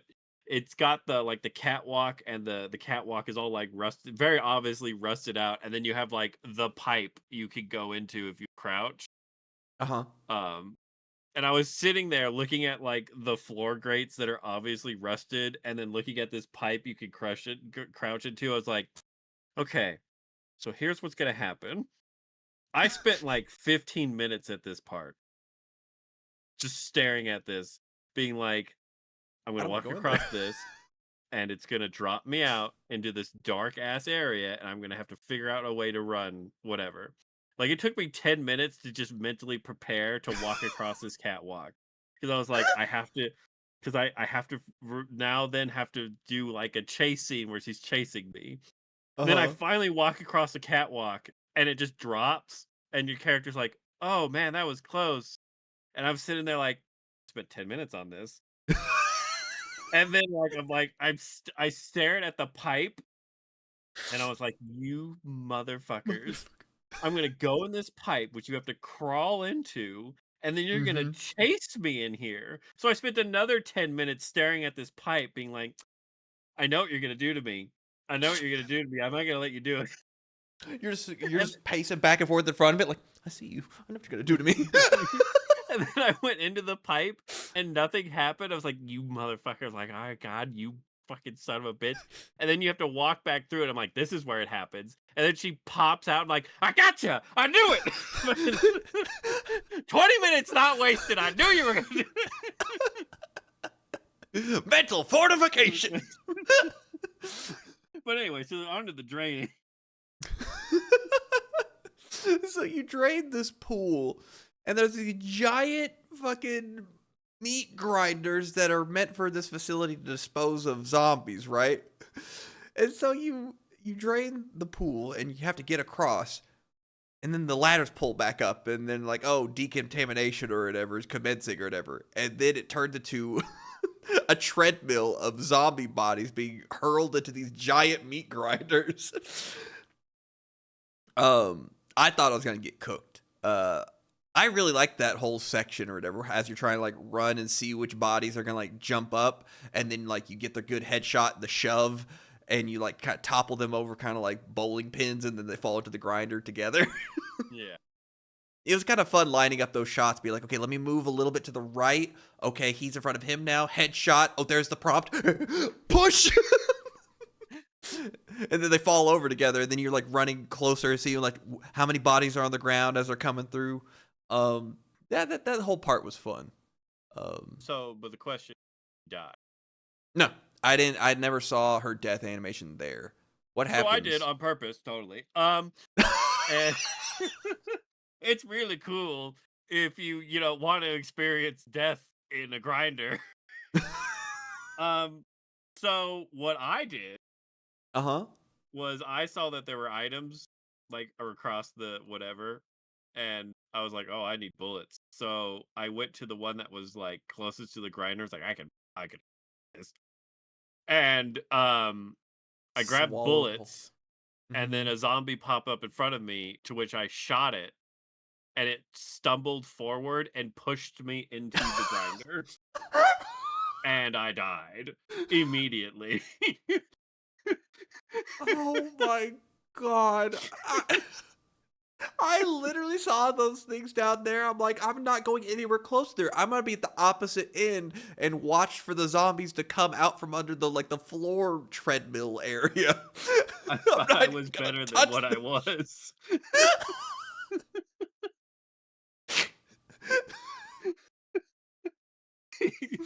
Yeah, like I shot him in the head, and I was like, "Time to run past him," and he went, and he just pushed me both hands, and my character went, "Uh-oh," and it just got sucked into the grinder. Like I wasn't even allowed to do anything. Oh, It was pretty brutal. next Definitely go couldn't around, be I observed. might just see what it's like, just to see what, because I think I only saw her when she first gets her head bitten off, and then I think I got caught one other time. I think I got ripped in half. I think that's all I saw her though. Yeah, I'll have to check out the meat grinder. And then essentially, so you get all the fuses, and you backtrack and pick them up, and you plug all three of them in. And essentially you get her, and you have to run to the elevator with her, right? You have to pick her up. Yeah. And I ran right there, and I was actually kind of surprised. I was like, "Oh, that was it." As you ran to the hallway carrying this girl, and you just have to push. There's something on the ground. You have to like mash A to like get out of the way. And the elevator goes up, and then the monster pokes its head out, right? And you just have to shoot it in the face, and then you go to climb out of the elevator. They got me really good, Meshy. I thought she lost her fucking leg. That was really good. Oh, yeah. I thought you were gonna learn that she can regenerate or something like that. Like I was like, oh fuck. I just thought she was cooked. I just thought she was gonna have to peg leg it up or something. But because I was thinking the first Resident now. Yeah, I thought it was gonna be like the first Resident Evil movie, because you see the elevator coming down and the monster's pulling her back, and she's got her by the leg. I was like, oh my fucking god. And then you hear the squirting or whatever, and it ends up being the monster's arm that got fucking cut off. I don't know. They got me good. I was like, oh, hats off to you all, because you. Did you figure out what to do with that monster's hand? I didn't even look. Can you pick it up? You could pick it up, and it's like, oh, it's still warm, and then you just have her hand in your inventory. And I was walking around at all times with her hand in my inventory, and I didn't know what the fuck you're supposed to do with it. I was like, okay. our brains were completely. My brain didn't even think to like go over to it and try to pick it up. The only reason I knew to go pick it up is because when I started walking away, out of the bottom of my screen, that white circle popped up. It's like, oh, there's an item back there to pick up. So I dropped off the girl and then went back, and it was the hand. That's the only reason I knew.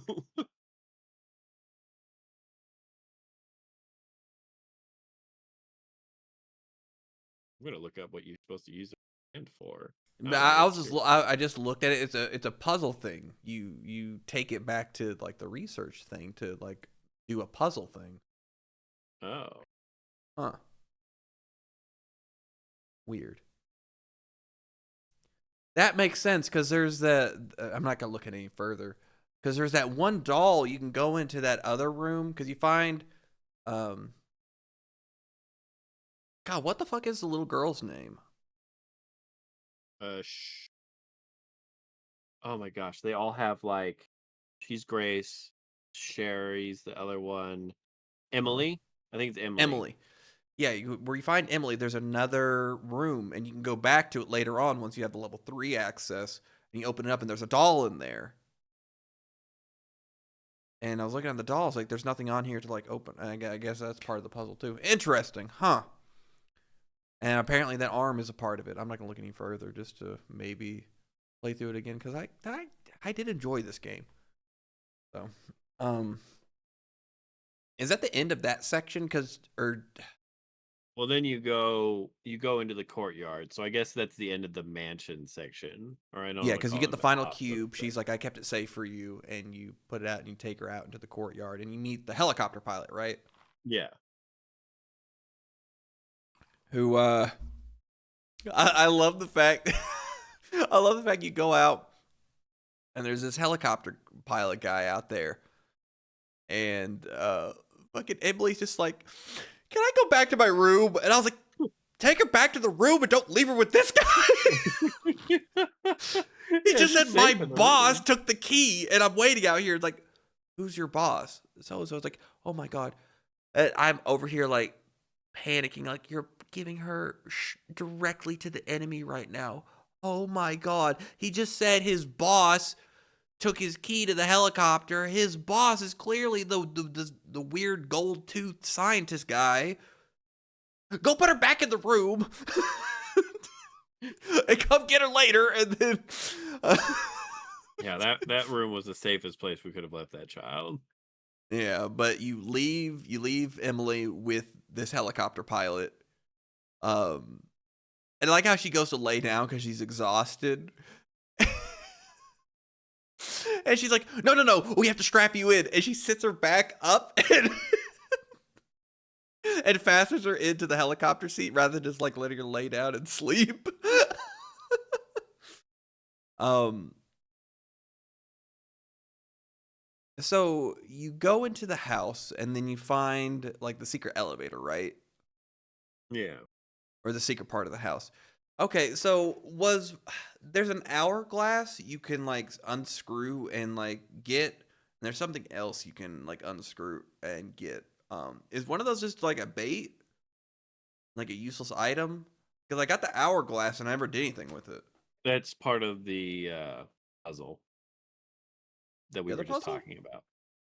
Oh, the hourglass is part of the big final puzzle. Okay, because I got it and I was like, I used the DNA spiral thing from the wine bottle. I used that. I didn't use this fucking thing. So I assumed they were trying to like bait me into like thinking I had something or something. But okay, never mind. I guess I'm just an idiot. I mean, I also did the same thing. I was like, what the fuck is this hourglass for? Like, Whatever. I carried that with me the whole game too. And the underwater, so the underground facility area, was it short to you? Yeah, I mean, it was a pretty short little thing. Because Grace just goes down there, finds the guy, and he sets the place to self-destruct, right? Yeah. And she fights her way out with her zombie extinguishers that make them blow up, which was kind of fun to use.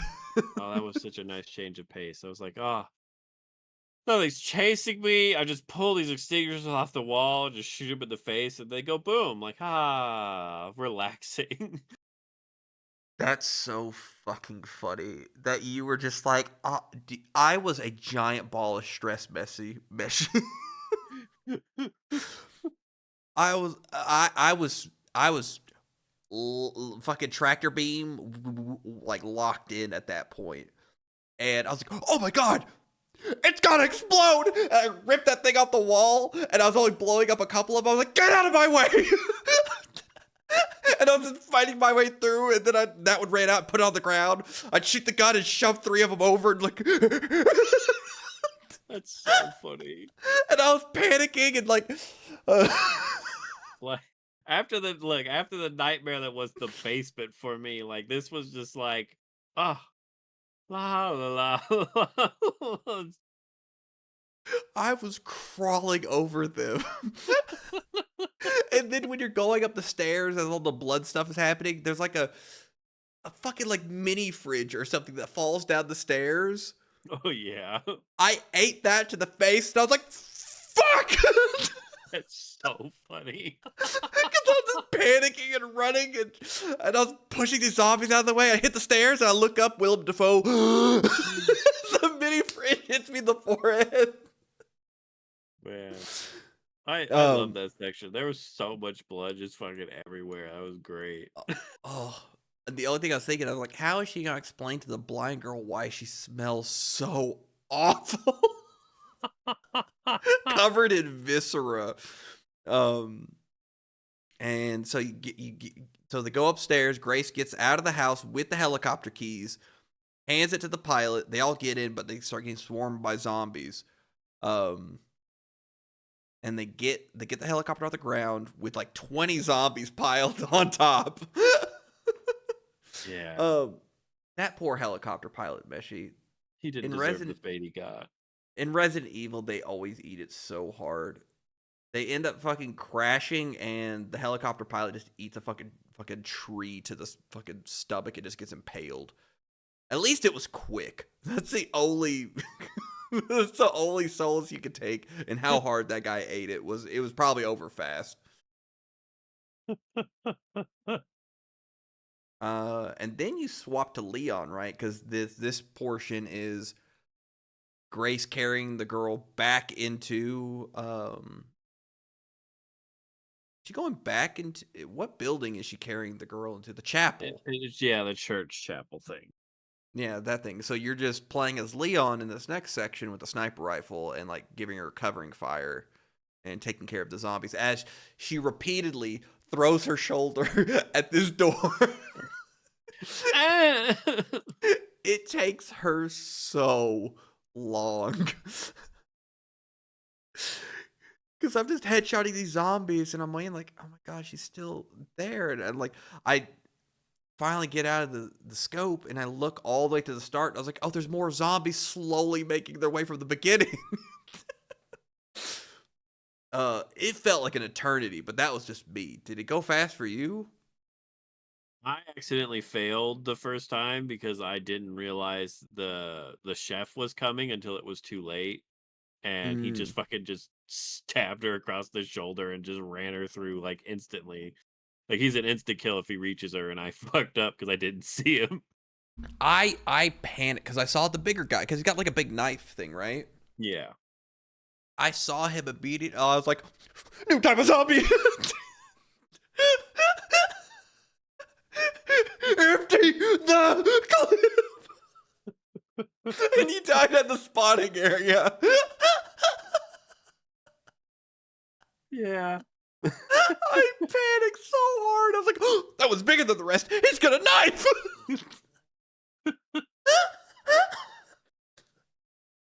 And I missed one shot on him, and he took like 2 steps forward. I was like, no! And I love the idea of Grace being like, I think I heard something. These zombies are dying at the start. And just hears off in the distance, fuck!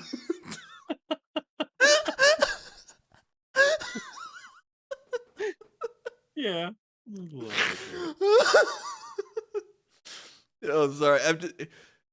The points where I find panic and you find panic are so drastically different.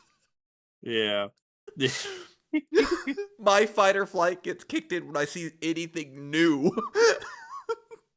And you were probably just watching her to make sure that there's no one else around. And you're like, huh, okay.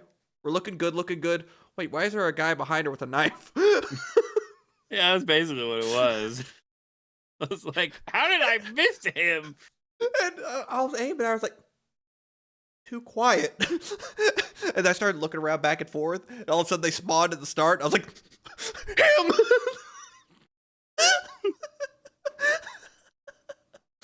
him! And then you get into the chapel, and then Leon has to fight the big fat zombie with glowing weak points that if you pop them turns all the surrounding zombies into blister heads. I didn't mind this fight too much. What did you do? Did you immediately go for the big fat guy, or did you kill the supporting zombies first before taking care of him? I went with the big fat guy. I Yeah. tossed grenades and basically just sniper rifled the spots down. You know what I was kind of triggered about during that fight? What was that? The shotgun will not pop the giant zits. Oh yeah, I did notice that. I was like, huh. Why And am you I know using me, this? I'm so stubborn. I was like, no, I missed. Why won't it pop? You did you know that there was another level you could have gone up to in this Oh one? no, I fought them on that ground level. I just kited them around the 6 pews that were in there. There was an upper section. Yeah, there's a stair with supplies, and then there's a big old propane tank you could throw back down at him. That's kind of how I killed him. Isn't there one on the ground also? Yeah, I think there's one on the ground Okay. too. I think I threw the first one. I think I fuck. No, you watched me fuck up. Yeah, I threw a propane tank and it bounced off some geometry and bounced back to me as I shot. But the chapel fight, it went whatever. I'm sorry to backtrack. This what also started. I thought I was gonna fucking hate this game. The first section you play as Leon when you first get to the the facility, and you get escorted by that nurse lady to that room, and you fight those zombies, right? Right. The ground chainsaw zombies are so so Looney Tunes, because you knock the zombies over, and if they grab a hold of the chainsaw, they'll aim it at you, and they'll fucking chainsaw crawl on the ground at you like a shark through water. Yeah. Yeah. I was so upset because they didn't kill me. It just hurt a lot. I was like, this is so fucking stupid. I hate this game. But getting the chainsaw, once you finally get it and actually start cutting through them, it's pretty fun. But I didn't think I was going to have a good time. But the chapel fight. Okay, so chapel fight, whatever. And he falls after. What happens after that, Meshi? You go back to Grace and Emily, who they go down to the water treatment plant. Like she's like going through the sewer and stuff. Mm-hmm. And you end up at the water treatment plant, and Emily's starting to go kind of all bleh. Yeah, because she got hurt. She got hurt during the helicopter crash. So you have to put her down, like in a separate room, like the big elevator up, right? And then you have to get it all powered up and whatnot. Okay. And then my best friend shows up again for the third or fourth time at this point, and I'm just like, all right, we're doing this again. Luckily, this one was not that bad. Did you like find the lights to turn on? Yeah, the moment I saw Okay. that there were lights to turn on, I was like, she's cooked. I'm fucking dead. This is where she dies because now I have a weapon that I can run to and then turn on and then fry her ass. Um, So what happened with the first encounter when she first ambushes you when you go to press like the first button um, or the first crank? so she, because you go down that elevator and you you're like basically cornered in that little hallway, and I think it was supposed to be like a fake out thing where she like, oh, she's gonna find you, and then she turns around at the last minute. Well, she fucking found me because I don't remember what I did, but I accidentally like let her know I was there somehow, and then she bit me in the shoulder, and then I ran past her and then turned on one of the lights and fried her a little bit, and she ran away. I was like, ow, fuck. I was like, I just happened to pick the one light you're allowed to turn on without doing a puzzle for. I didn't I didn't know about the lights until the very last one. Oh, So you first go in and you have to go around the desk, this kind of like desk area, right? right. And she ambushes you. Um, and she saw me immediately. And I saw that I had 3 of these to do. And I thought about Emily, who's laying up there alone. And I looked at the stupid monster and I said, I'm not going to kite you so I can come back around and press this button. I pulled out the magnum, shot her in the face, and immediately held down the button, got it off just in time, and then ran out. So funny. Cause she got it, she ambushed me and hit me, and I looked at the button, and I saw there was 3, and then I saw her, and I thought of Emily, I said, no. Bam! Because if you shoot her in the face with the magnum, it stuns her for a while. So I then I just held down the fucking crank button or whatever. And then when I made my way around to the final one that you need to do, and I was like, wait a minute, is that a light? And I flicked the switch. I was like, it is.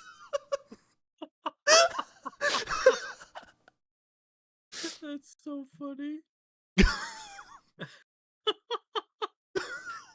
Because you have to like walk right past one to start. I thought it was background stuff. There's all these fucking shelves and bullshit. I didn't think it was like a. Well, I'm an idiot. Never mind. Because the others are like fluorescent lights anyway. Oh shit, that's So I spent like I think 2 magnum shots down there before I found the light because I would just stun her and then press the button, and then you get into the boss fight with her, and I was like, oh man, I spent 2 magnum rounds. And then you do her boss fight, and then she, that's the last time you see her, right? She dies. yeah. She turns to Play-Doh. Um, Felt and then fantastic. a worthy adversary. Okay, so what happens? What happens after you kill her? Um, Emily starts to panic and starts warping into that thing, and then Leon shows up and kind of guns her down. Wait, no. She's dead, and Grace is having to do CPR. Oh yeah, that's right. And then she comes back to life, right? Yeah. And then she starts changing into the gross monster thing, and Leon to start shooting. And then we get introduced to, I think, one of the coolest looking Resident Evil villains of all time. He looks really cool. What the fuck is his name? Zeno. Zeno. Yes. Man, he's one cold brother. Hold on. I'm gonna get a picture of this dude because he looks cool. I don't think it's a spoiler if you see this guy because he's a bad dude. And he pretty much just talks to. I guess he talks Grace into coming. Is it him or is it the evil doctor? I'm trying to remember. It's him because the evil doctor isn't there, and he kind of doesn't even like. he doesn't even really have to try so hard because she's so like traumatized and like Yeah, because she's coming to grips with the fact that she failed again, and even with her redemption of trying to help, you know, her younger self, she can't even do that still. So she's kind of just at a loss. And then this cool guy with the shoulder coat comes in and be like, "Destiny, Destiny, come follow me," and then I think it just fades out, right? yeah, He's and so that's cool pretty much looking it. though. Me and Messi had the same reaction though. We thought this was Wesker. Yeah, I was like, oh shit, he's alive. Because he's got the same like stuff Leon's got going on. Because this whole game, Leon's got infected with like stage 3 like T virus infection, right? It's starting to wear on him. I was like, wait, did Wesker survive? But no, this guy's cool looking.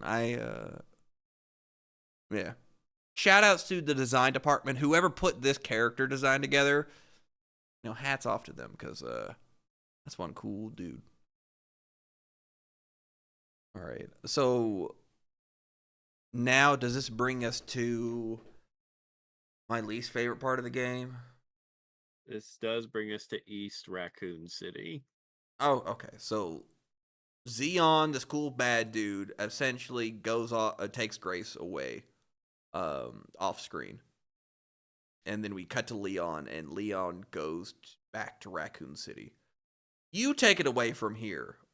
What were you like? How, because you saw me play the back half of this section or back third of it. How did Yeah, you like this section? I see. I'm very much different than you because uh, the Leon sections were my treat. Like, oh, I had a panic attack during Grace's thing, and now I get to I get to run around and have all this ammo and like plow through zombies and like hit them with axes and stuff. It's fantastic. And like and Leon's sections before would only last like 2 or 3 minutes because you just kind of go through them so quick, plow through zombies, and then I'm like, man, this game is mostly just Grace and not a lot of Leon. And then just like then you hit this part and you're like, woo!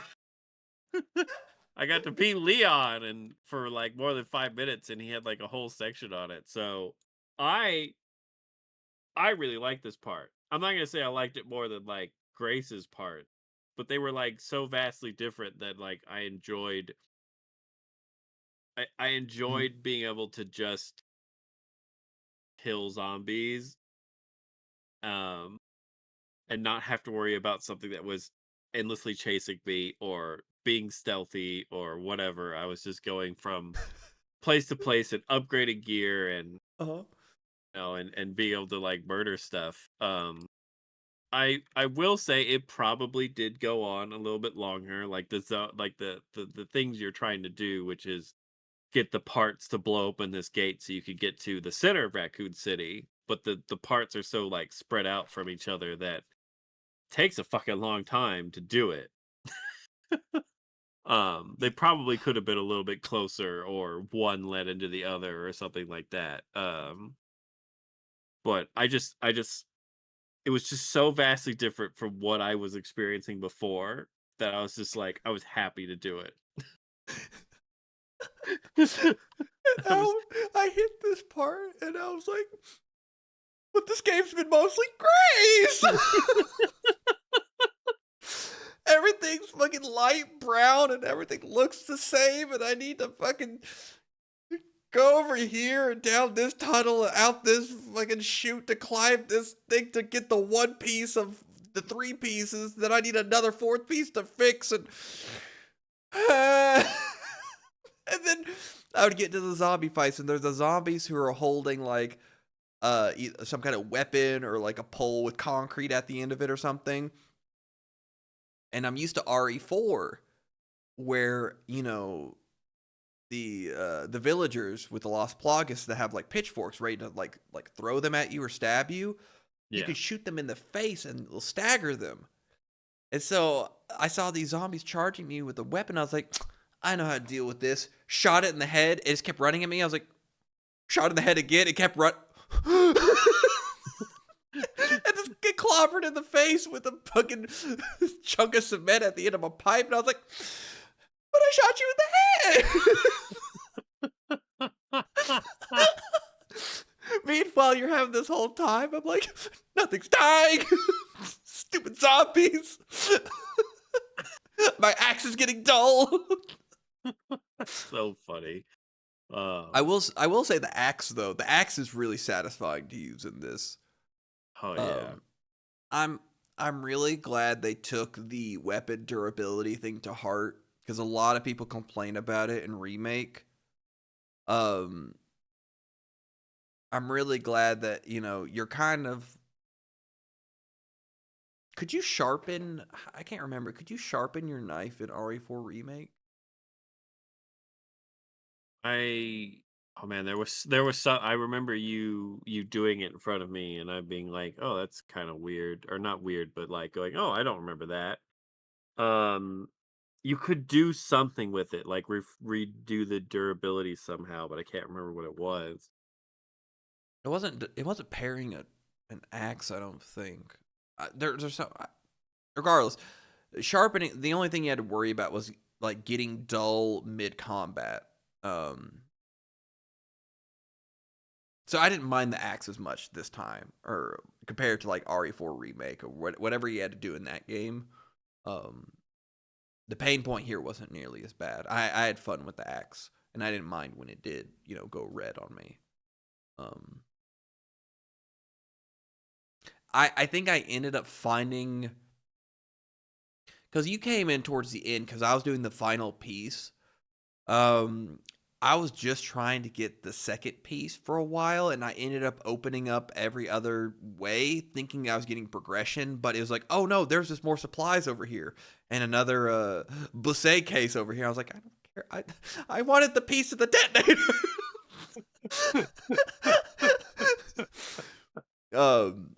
I think what took the longest was, so there's the cutscene, right? Where Leon's outside the hotel and he sees all these BSAA agents, right? All dead on the ground. Yeah. And he grabs the cam and he hooks it up to his cell phone and he watches the video. I love the fact that Leon's a boomer watching a 16:9 video upright on his cell phone. I did not even catch that. When you play it again, watch him watch this video because he's watching a 16:9 video across the middle of his fucking smartphone. And I was like, look, he is old.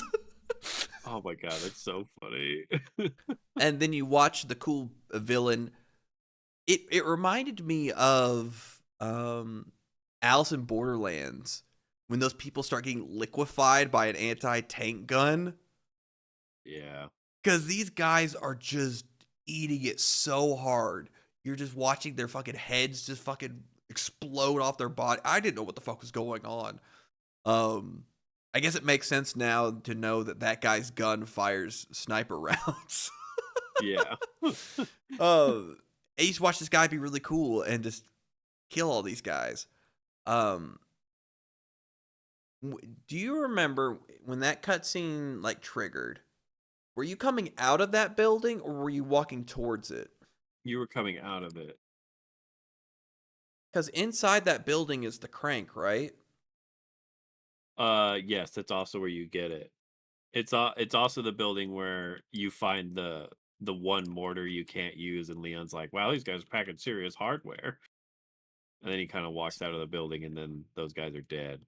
So I left that building and didn't get the crank. So I was lost for a while. Because Oh. the cutscene ended and I thought we were walking out of that building, which meant I thought I was done with that. So I ended up going everywhere else and being like, fuck. And then I walked back in and then eventually I found that crank and that's what led to the second piece. And then I think that's about when you came in when I was going towards the third piece finally. Um, uh, yeah, so some of my frustration with the length of that part is a little bit of my fault. I just misread things because of a cutscene happened, and I assumed I was done with what was behind me. Um, But it is cool that there are sections of this game that are pretty open ended for the most part, allowing you to kind of go wherever you really want to. Like if you wanted to explore everywhere and get every, because there's all these BSAA like containers that you could open and get like better weapons and whatnot. Or I say better weapons, new weapons, um, and different charms and upgrades and stuff. I didn't bother with the sniper rifle meshy.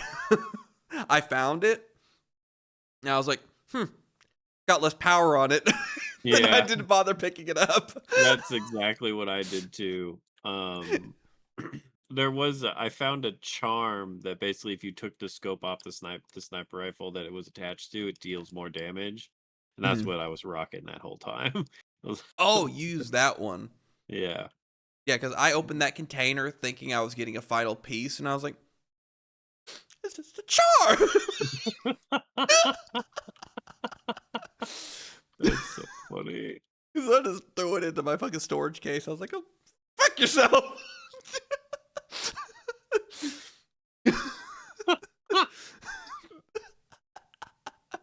Holy shit, that's so funny. It's the little things. Okay, so go from here. Well, he So blows Leon a puts. Yeah, go on.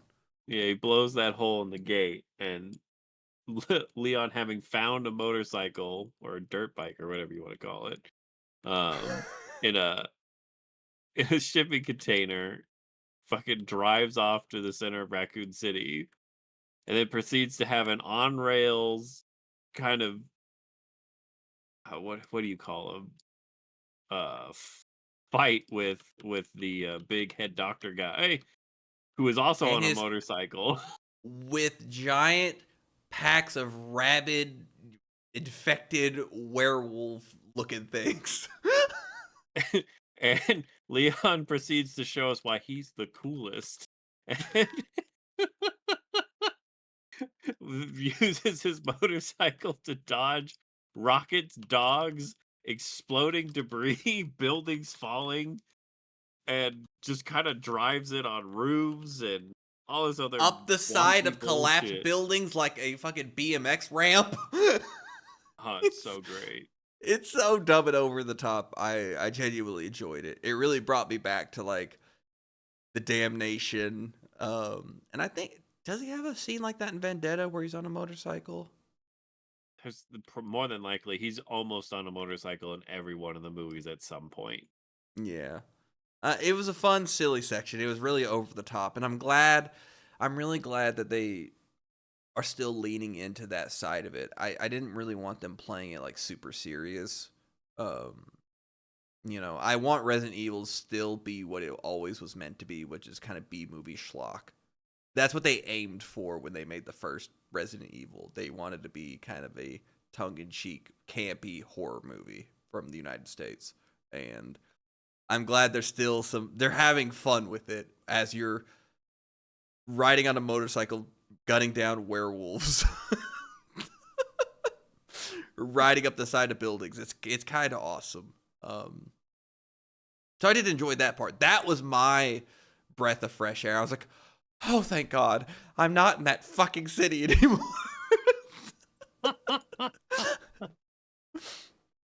Okay. Uh, So after the motorcycle and you essentially uh shoots a scientist guy and he falls off the edge and his that dude's motorcycle explodes, but you never see it you don't see a body.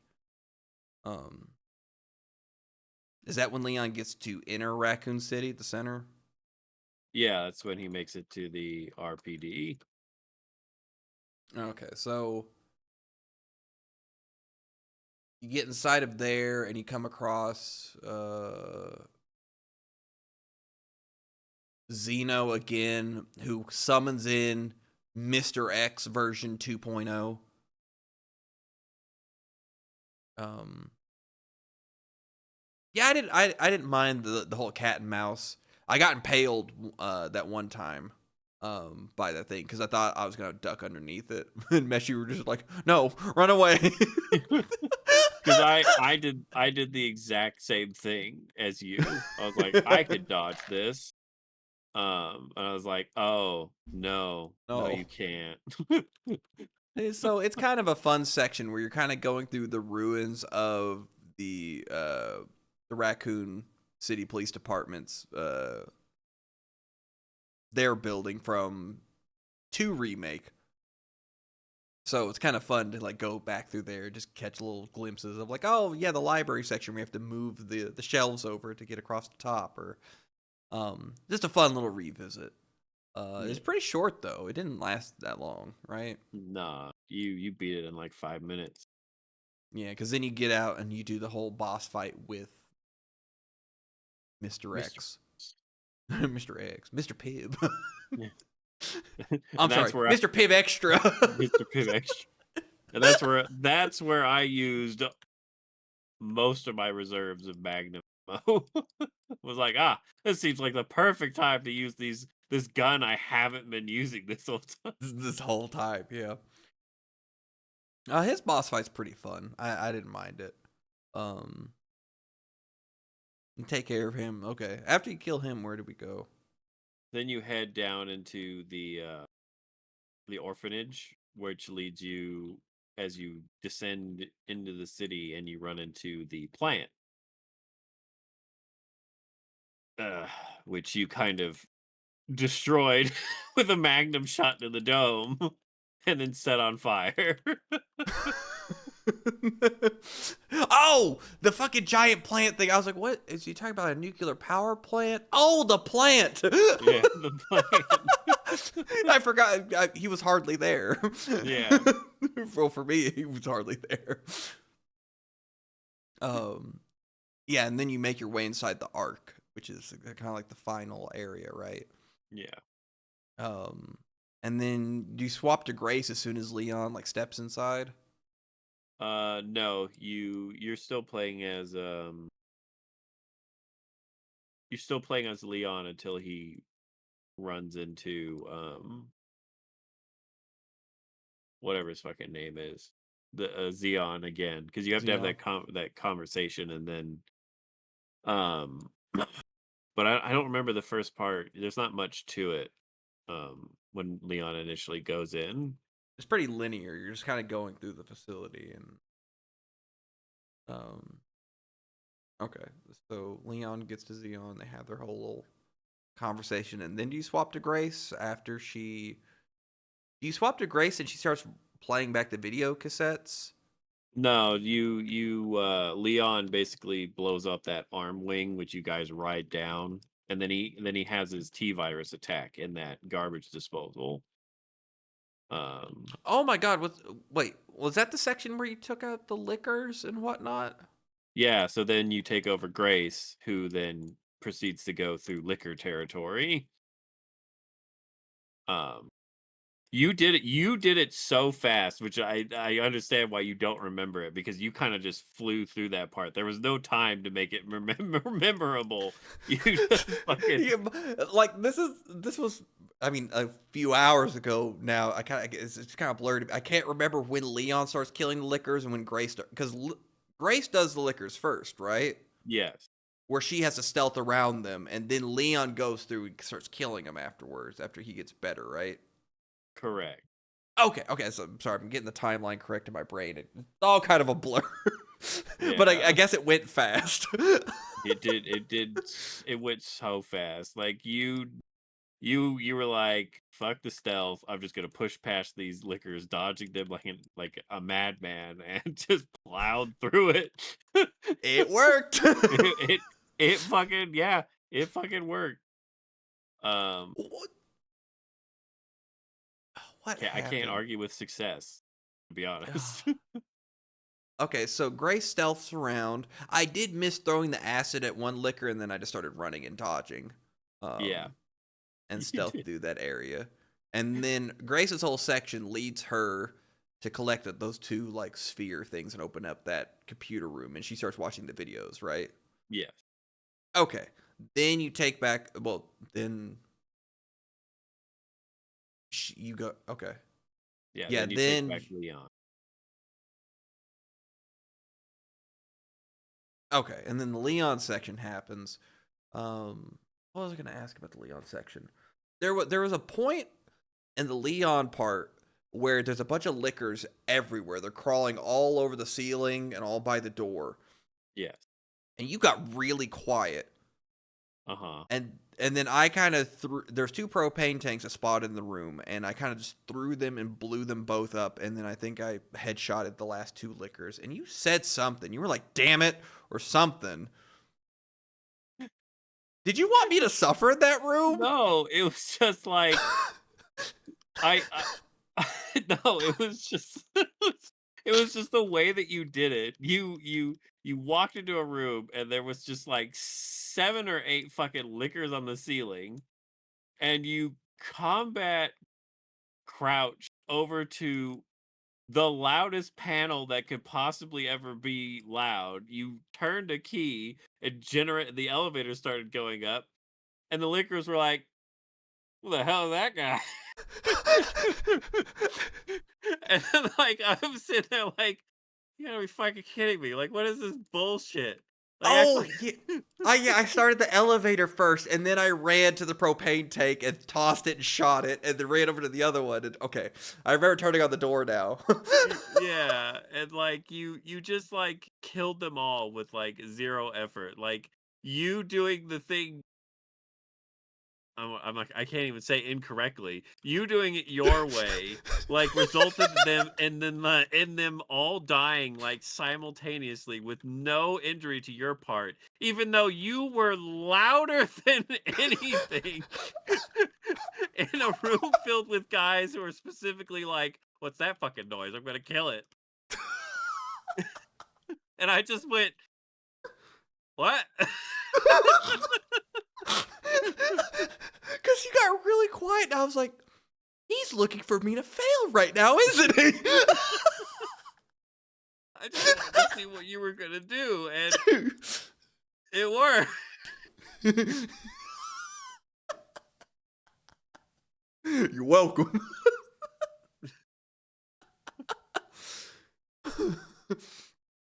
Okay, so after that, where does this game go, Meshi?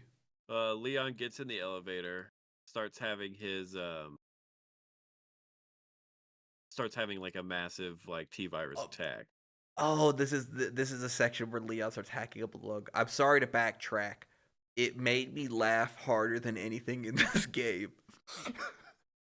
Speaking of hacking up.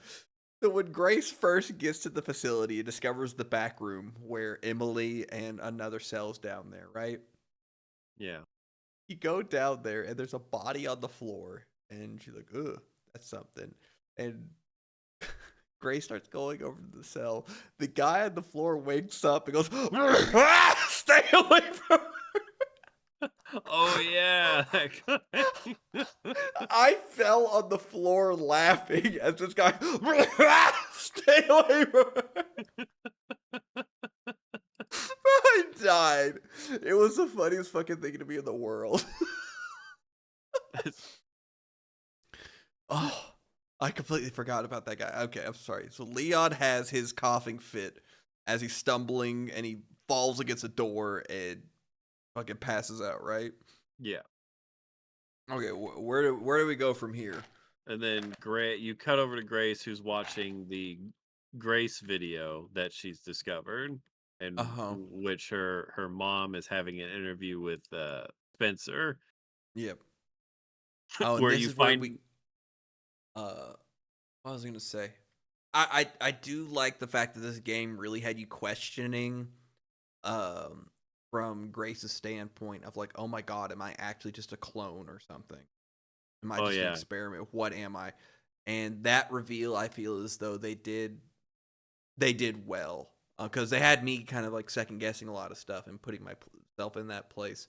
And then you find out while watching this video, as Grace's mom is interviewing Spencer, that Grace was an orphan baby, and old man Spencer just gave Grace the mom or whatever to take care of.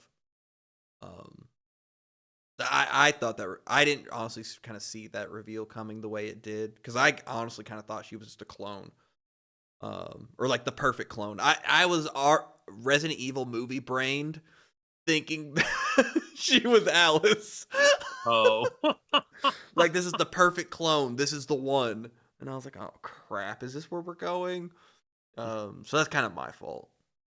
I love the fact that you just find out she is literally just a normal person. Yep. And Spencer basically fooled everyone else into thinking that she wasn't. Yep. He just So fucking funny to me. I loved it. Because I remember the reveal and just being like, she's a normal fucking person. Ha! They're gonna be Meanwhile, pissed when they find out. meanwhile, Zeon's like, I'm pissed. um. Oh, uh, so anyway, she discovers this. Uh huh. Spencer tells the video in the video the thing that Grace is his hope. And you kind of learn that Ellipse, which is the virus that Xeno is after,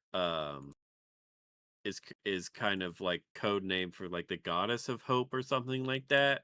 Mm-hmm. Um, so it's supposed to be kind of like a hey, like maybe this isn't what it's actually supposed to be, kind of thing. Mm-hmm. And then she sees Leon and she's like, "Oh shit, Leon!" And then she goes into the elevator and they kind of meet up. And they have their final confrontation with Xeno. Yeah, and then Grace ends up. Well, you have a choice to make, and you can kind of say, you can enter in the password, or you could enter in the incorrect password and destroy it. You and I both went with the exact same thing, which was Yeah. release ellipses or whatever the fuck it is by entering in the correct password or what she thinks is correct, and it ends up being revealed that it's actually a cure for the T virus. Which is so funny to me that Xeon just willingly, without knowing what it is, just ejects it into his neck. Immediately is like, oh yes, the new shit. And then he starts getting cured, and he's like, my powers. This is bullshit. Oh, and then you see the gross scientist guy come back. He's not dead. He's still alive. And he proceeds to decapitate our cool villain Xeon. And now that he's a normal, regular human cured being.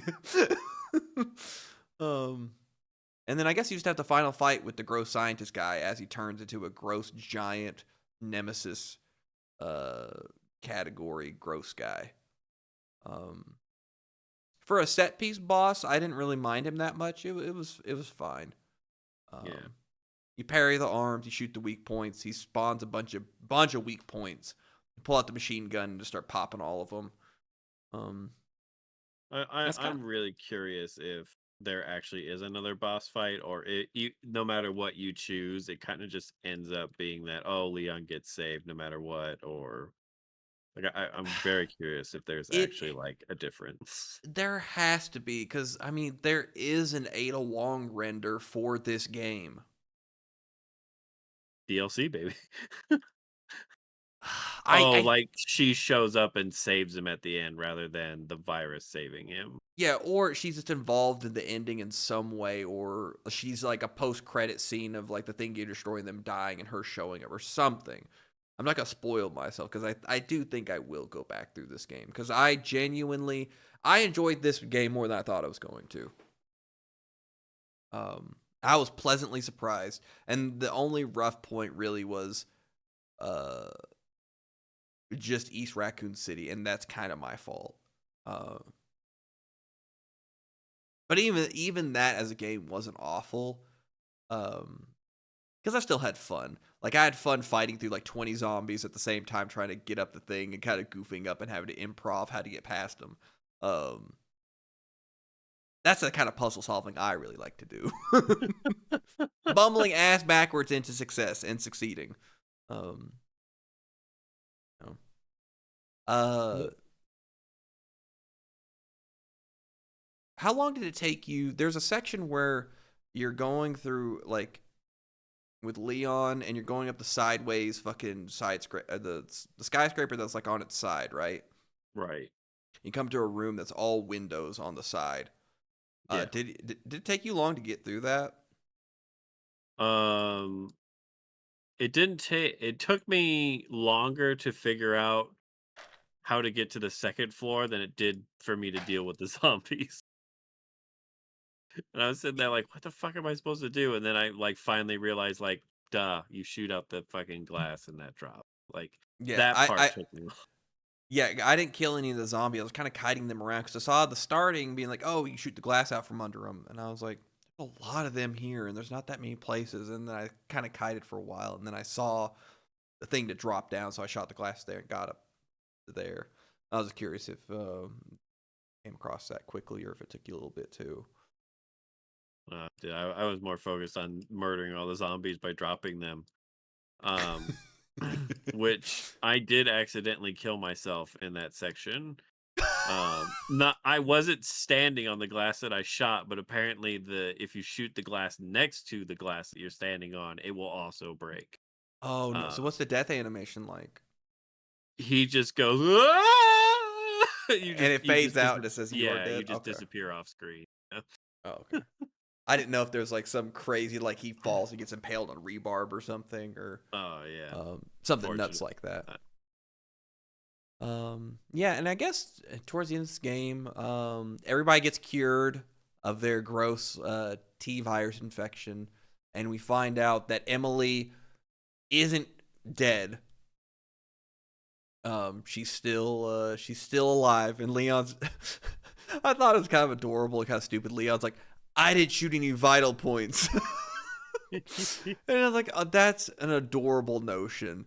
And it's like, wait a minute, are they actually going with that? Hell yeah, they are. And they are. Um, and I guess there's some second group that came in after the BSAA. That was they. Yeah, I don't know who that's alluding to. I guess they're referring to the group that was kind of organizing and whatnot, the assassination of the president and all that other stuff. The connection. Yeah. So I really enjoyed this game. I'm The kind of one, surprised you play it. What made you purchase and play it? well, I played RE8, and so I was Mm-hmm. like, I'm I really enjoyed RE8. I'm like at first I was just kind of like, I'll just wait until it comes down in price or whatever. But then I was like, I really want a game to play, and I just haven't had a game where I could be like, I want to play that. And Mm-hmm. so I just kind of bit the bullet on it. Are you happy with your purchase, Meshi? I am happy with my purchase. I was really afraid it was going to be short. And I mean, it's not a very long game, but it definitely wasn't as short as I thought it was going to be. Yeah, me neither. It took me a little longer than I thought it was going to.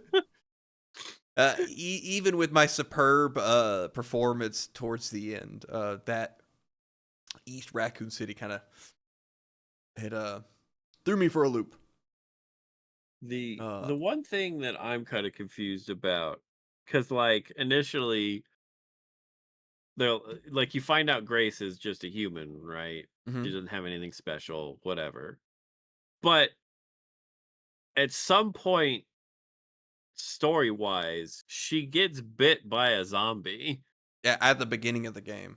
Yeah, and doesn't get infected, as far as I know. Mm-hmm.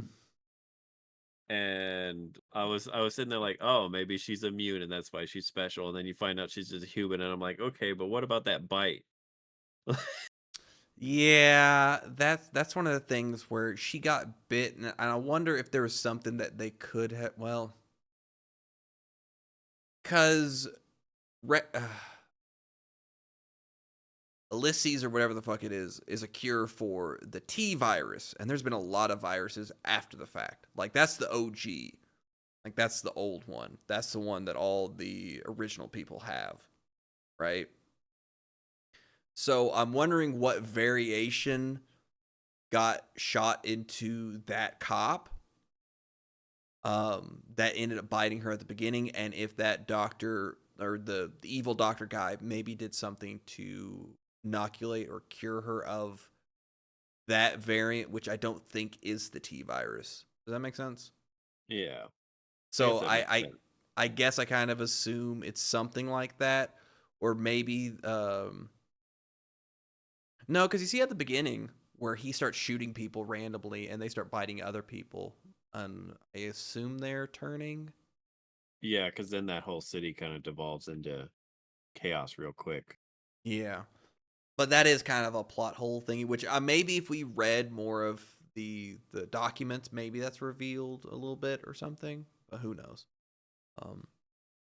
No, 2 thumbs up. I enjoyed this game far more than I thought I was going to. Yeah. It's a People should play it. It's fun. good ass Resident Evil game, and I had fun with it. Meshi, you should play Grace's third person. I'm gonna try. It's gonna be on my list. I need some time to Calm down. Give the old pacemaker a break. Yeah.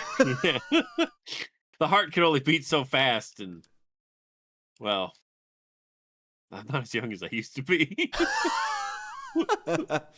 All right, wonderful. It is now 5 a.m. I think that's a podcast.